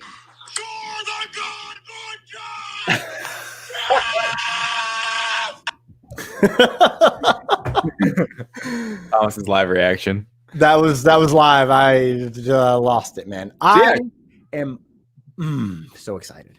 As we now here's the Blade. Here's the Blade update. The Blade? Starring Academy Award winner Mahershala Ali. Oh, we got to pause really quick. Another thing that came out about Thor, right after, Jamie Alexander is apparently back as Lady Sif. Yeah, it did. And she might be in the Loki series as well. I'm all about that. Give me more give me more Sif. If she's back, she could literally be Lady Thor, because in the comics, Lady Thor is Sif's body with Loki inside. That is a hot, wild take that could happen. Quick, Christian Bale wrote a story for this for the direct. Go check it out. I think he's gonna make a great. Who wrote that? Oh yeah. I don't know. Some nerd that talks about Disney for 3 hours. I think Christian Bale's gonna make a great villain. I'm curious their execution for this because Gore in the comics is a very alien-looking being. I wonder if they go like if it's gonna be a mocap. I speculate that in the article is it gonna be a mocap performance or if it will be like a more humanoid-looking being. Yeah. So very curious. Gore is obviously a very powerful super villain. Kid takes on more than one Thor at a time, which is awesome, especially considering the fact that, as we know, Jane Foster will be wielding Mjolnir, and you can kind of see where that could lead, which is really, really cool. Valkyrie in there, really awesome. I think this movie's gonna rock. Like, there's no way this movie's gonna be bad. Christian Bale playing a villain just sounds amazing. He's back to being in a comic book movie, and I guess my bottom line is this movie. I mean, the anticipation isn't quite there just because of the time, like the relevancy to like where it is in time. Like this is coming out in 16 months, and there's a lot of other stuff to be more excited for just currently. But he says, even though it's his number 3 on his list, like, here's something I just thought of with Valkyrie, Jane Foster, and Lady Sif. That's a new Warriors 3 that they could create right there. Could you imagine those badasses fighting? Like, let's go. Yeah. What if Lady Sif is the queen with Queen Valkyrie? Hype. Anyways, he gives an update on Blade.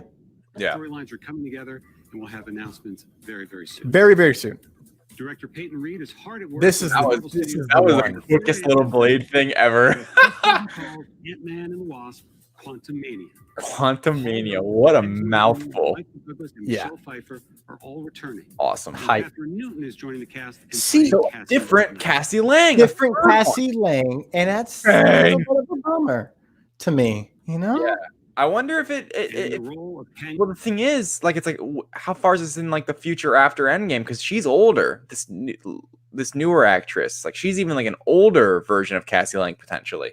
Well, she looks about the same age as the Cassie Lang they used, in all honesty, in Endgame. So it's not that big. It's all about look in film than actual age. So now they officially confirm Kang the Conqueror with Jonathan Majors. We did not mention this, but Loki seems to be teeing up Kang as well in the TVA with how with the masters of the design of the Time Masters. You good with football there, buddy? Daniel Jones just got wrecked. Oh, he's playing? He's alive? Yeah, he just got freaking bummer. Anyway. So they could be teeing up Kang the Conqueror in Loki. And it definitely seems to be messing around with other realities. So very well could, it's important to note that other things could come out of the quantum realm. We'll get to. Conqueror, we have a great actor, Jonathan Majors. Very excited about this. Me too. I mean, Kang opens up so many things. Here we go. Now, member of the Marvel Studios family. We're going to skip through this part. Not recasting Black T'Challa, excuse me. Love it a lot. And I like that they're not recasting, personally. Same. And all of the rich and varied characters introduced. I think it's cool. They're still moving forward. They have a lot of they have a rich area in Wakanda. They have so much story they could tell in this. And I think Shuri even maybe like having more of a leading role would be great. There's some stuff that I don't think we've mentioned everything we've talked. Have we? Ironheart, Armor Wars, I Am Groot. We are. Here we go, ladies and gentlemen. This is the take. This is the hottest take of all takes. About one of the truly iconic Marvel families. In fact, Marvel's first family. Let's go. We're working on a feature now that will be directed by the director of our recent Spider-Man films, John Watts. Let's go. We direct the director of our recent Spider-Man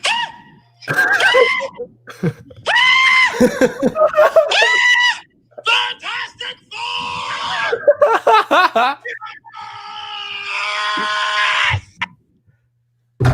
As you can hear in the background, Kevin Feige was still talking. I was not listening. That was my live reaction. I was so worried that someone was going to call the cops and was going to be like, there's a woman screaming in this house.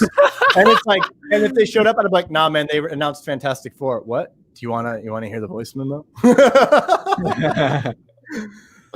David, how excited are you? And how about the fact that they talk about Ant-Man and the Wasp and the Quantumania, and that leads directly into Fantastic Four. I don't think that's done on accident. Yeah, it very well might not have been. I mean, just generally speaking, not diving into the 100,000 theories that could be bouncing from what this story could be. Yeah. I was more excited when Disney bought Fox for the Fantastic Four than I was for X-Men. Because X-Men's had a run. We've seen the X-Men.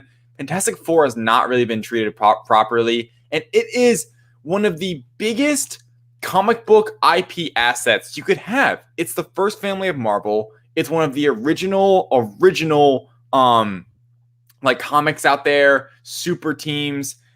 I think that the MCU is going to kill it when it comes to the Fantastic Four. I like that John Watts is back directing. And it's funny, I read somewhere that John Watts directing Fantastic Four, he's going to like tie the Russo brothers for most MCU projects directed. There's a lot of questions where it's like, okay, John Watts is going to be doing Fantastic Four. What does that mean for Spider-Man 4 potentially? Could they connect? Could they not connect? I wrote an article about it. You guys could check it out in the direct about the Fantastic Four when it first dropped. And I put a lot of fun things in the What This Means page or section. I am so excited for the next. This is what I think it was number 2 on my ranking. Yeah.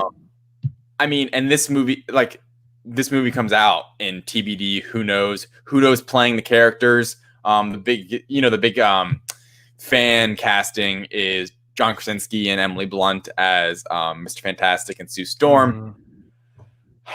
I cannot wait for this. Genuinely cannot wait. This is my most, like, outside of just Spider-Man, because I'm just a huge Spider-Man fan. Fantastic Four, just the prospect of it being the MCU is my most anticipated and excited thing coming out of this event and just coming out of the MCU, because it's new. They're using, like, there's so much potential that we haven't seen yet.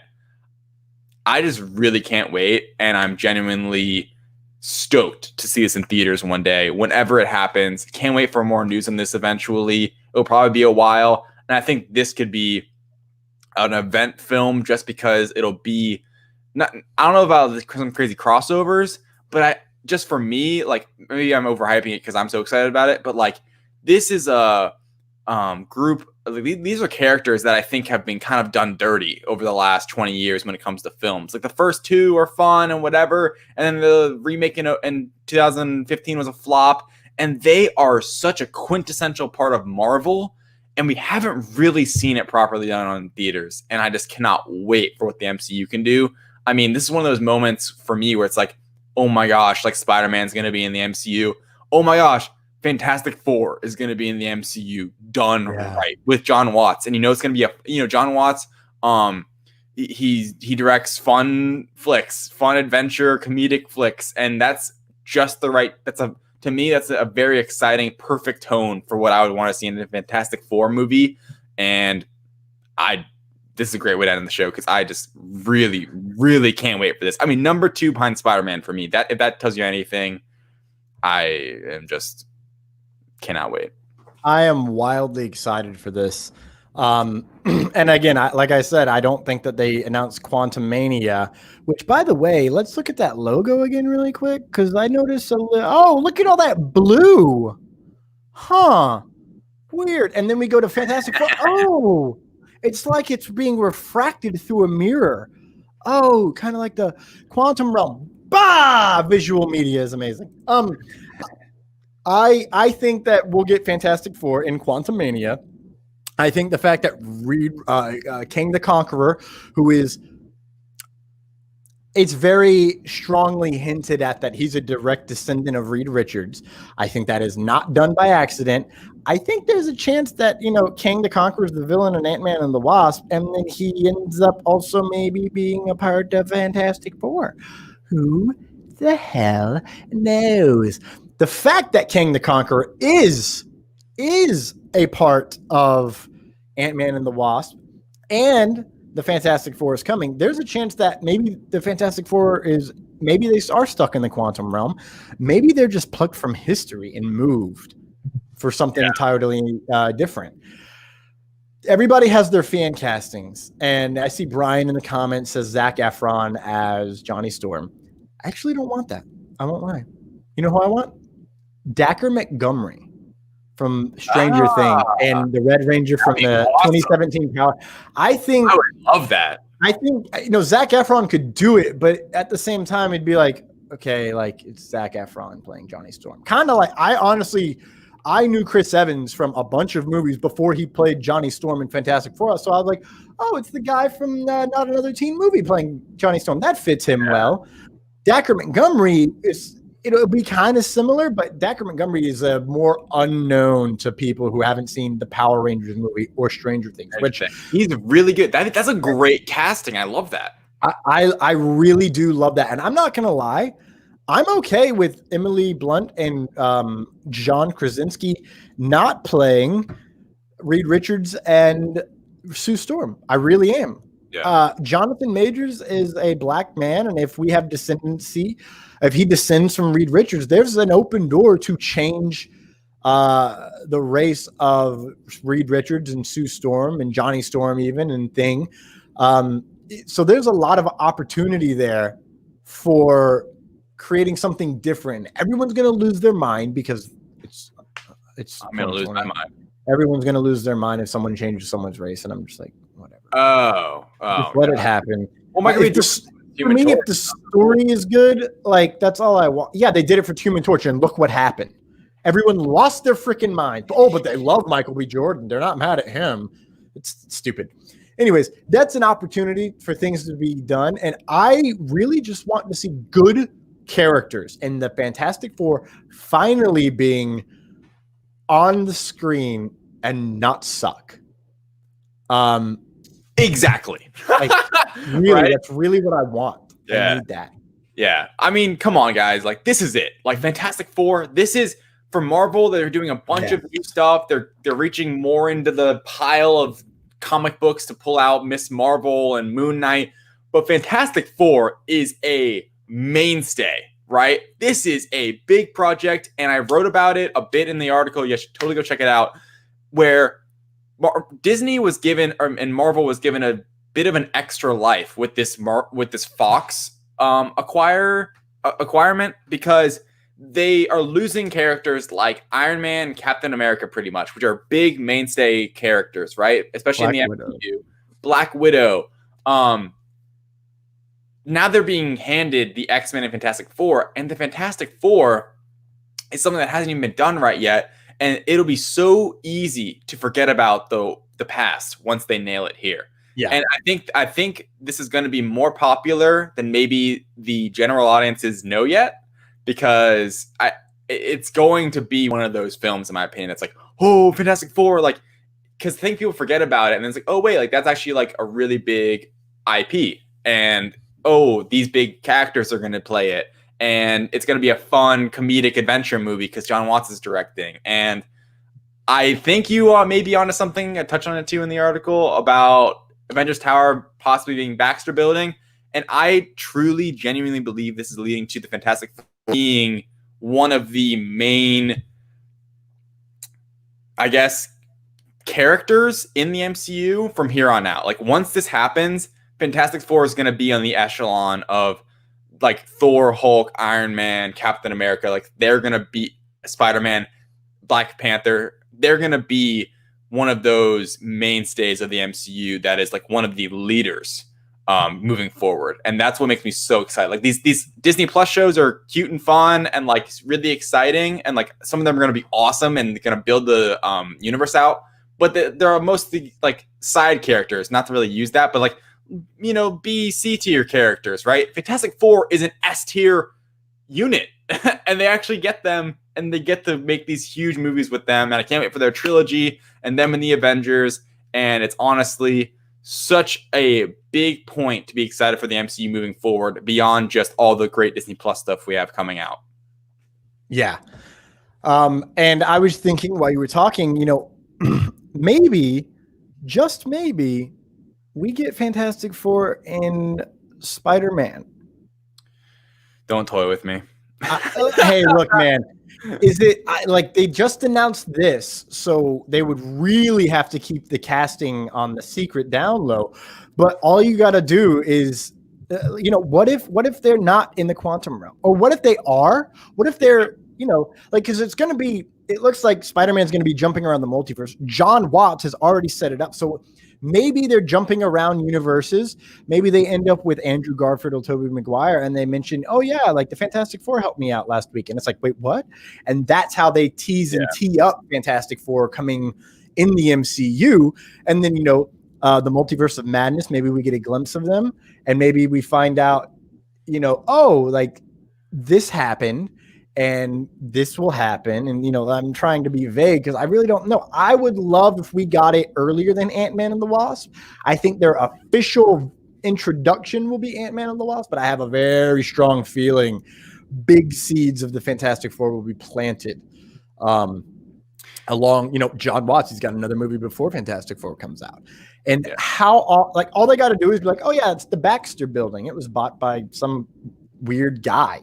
That's all I got to say. Some weird guy, and it's set. And then, but even then, like if they, and here's where my issue comes up with Ant-Man and the Wasp. If that is the Baxter building, and it's been teed up to be the Baxter building since the beginning, then that means Reed Richards, Sue Storm, and everybody else has to have had, holy shit. What if they're mutants? See, this is the thing. I didn't want to speculate on the actual story of it because we'll go down to that. But that's exactly what I was trying to say. There's 100,000 theories you pull out. There's so many different ways. And because we haven't seen a single second of Phase 4, like for real, we've just seen teasers and trailers. It's all possible. I love that, Brian. Fantastic Four could come out in 2024. Great marketing could be had. That'd be really that is true. Yeah, you definitely need that. Yeah, I don't want to speculate on the story because it's just too big of a what if. It's Schrodinger's theory. It both is and isn't at the same time. We're going to wrap this up. David, before I ask you, we have some big news to promote, bro. You know that, right? Are you prepared? Oh, I'm prepared. So, ladies and gentlemen, of course, we have our shop, lotproductions.com. Wrong. lotproductions.threadless.com/collections. There you'll be able to find. It's nice. The print is like I mean, David's being a beautiful model right now. Thank you. Look at those glasses helping him out. We have a new design coming up. I haven't had the time to put it together, but it's colorful and it's bright, and I fracking love it. More important than anything, as we all know, Mandalorian is coming to an end very, very soon. Next week. Friday, dude, like Friday. Are you kidding me? Yeah. What are we going to do till January 15th? Like, I can't emotionally handle this. But when the Mandalorian ends, which will be this Friday, we will begin. Let's see. We'll finish next week on the 21st. That'll be our last episode of Mando. 1, 2, 3, and perfect. Then we have exactly 3 weeks. So on January 28th. I'm wrong. December 28th, January 4th, and January 11th on those shows, we will be bringing back the trilogy of trilogies. We will be diving into Wanda and Vision's story. We will start with Age of Ultron, both of their origin stories. We will continue with Civil War, and then Infinity War and Endgame. Because Endgame, technically, we only have to watch like 20 minutes for Wanda and that whole movie. That's not too much to ask. Are we going to review all of Endgame or just like... Well, I definitely plan to watch all of Endgame, but I figure we should just cover her climax to that story, but it does.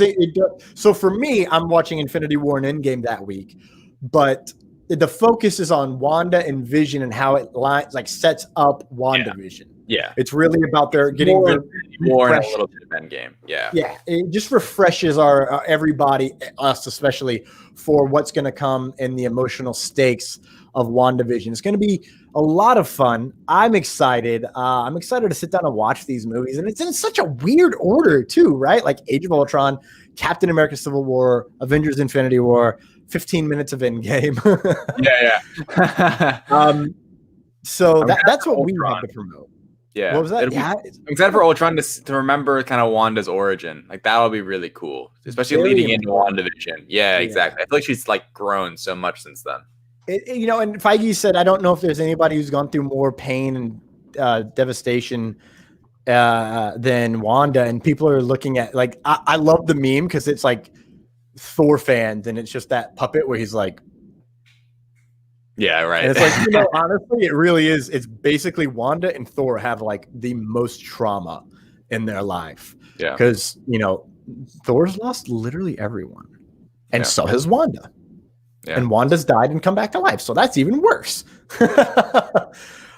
David, where can everyone find you on social media? Yeah, you guys can find me on Facebook at David Thompson, on TikTok and Instagram at David J. Thompson. And go follow me on Twitter. It's my most active social media account. I like to kind of talk on there a good bit. At David Thompson with 2 A's in the David. Thomas, how about yourself? You can find me on Facebook at Thomas Carter Rochester -actor, at Thomas Carter Rochester, all one word, no hyphens, no spaces, on Instagram at TC Rochester Act. That is TCROCHESTERACT. And of course, Life of Thor on the YouTube, where and my Facebook and Instagram every Thursday at 9 a.m. Eastern Standard Time. Life of Thor presents Thor Watches The Mandalorian chapter, whatever week we're on. Chapter 14 is out. I think, go watch it. I'm actually about to eat lunch, get dressed, and film chapter 15. And then I have got this. I have less than 72 hours to get it done and edited because I have a new job, possibly 2 new jobs to start this week. So yay. Ladies and gentlemen, that wraps up the What the News Holiday Special. Wow. What a special it was. Imagine we tried to do this during an actual episode. It's like, all right, I'll talk about Mando. Exactly. So now we'd have an hour of Mando, essentially. 3.5 hours. Thank you so much for joining us, whether you were here for the beginning, the middle, the end, or the whole damn show. We will be talking to you, Terry, and Brian. Brian's been here pretty much the whole time. Tomorrow at, as of this moment, 6 p.m. Eastern Standard Time? 7. I have work till 6. Do you? Tomorrow at 7 p.m. Eastern Standard Time, we will be back talking other news that we didn't cover. That's not Star Wars and or Marvel. We will cover The Mandalorian chapter 15. Yes, 15. Ladies and gentlemen, thank you. Thank you all. We love you. We hope you have a most amazing day. And we're going to play our shop promo to give you a little tease of those amazing things we have. We will see you all tomorrow night. Bye. Hello, I'm Thor, son of Dale, here to tell you about the Life of Thor Productions official shop. The only place where you can get your official merchandise for the Lights Thunder Action podcast and Life of Thor's Thor Watches series. Whether you want t-shirts, tanks, hoodies, mugs, and masks, Life of Thor Productions official shop has you covered. If you happen to recognize there's an item that you would like to buy that is not in the official shop, head over to the Lights Thunder Action podcast or Life of Thor and request that item, because if you want it, we'll sell it. Just head to lotproductions.threadless.com/collections to get the item that calls out to you via the Force. Again, that is lotproductions.threadless.com/collections. Thank you, and have a Thor-tastic day.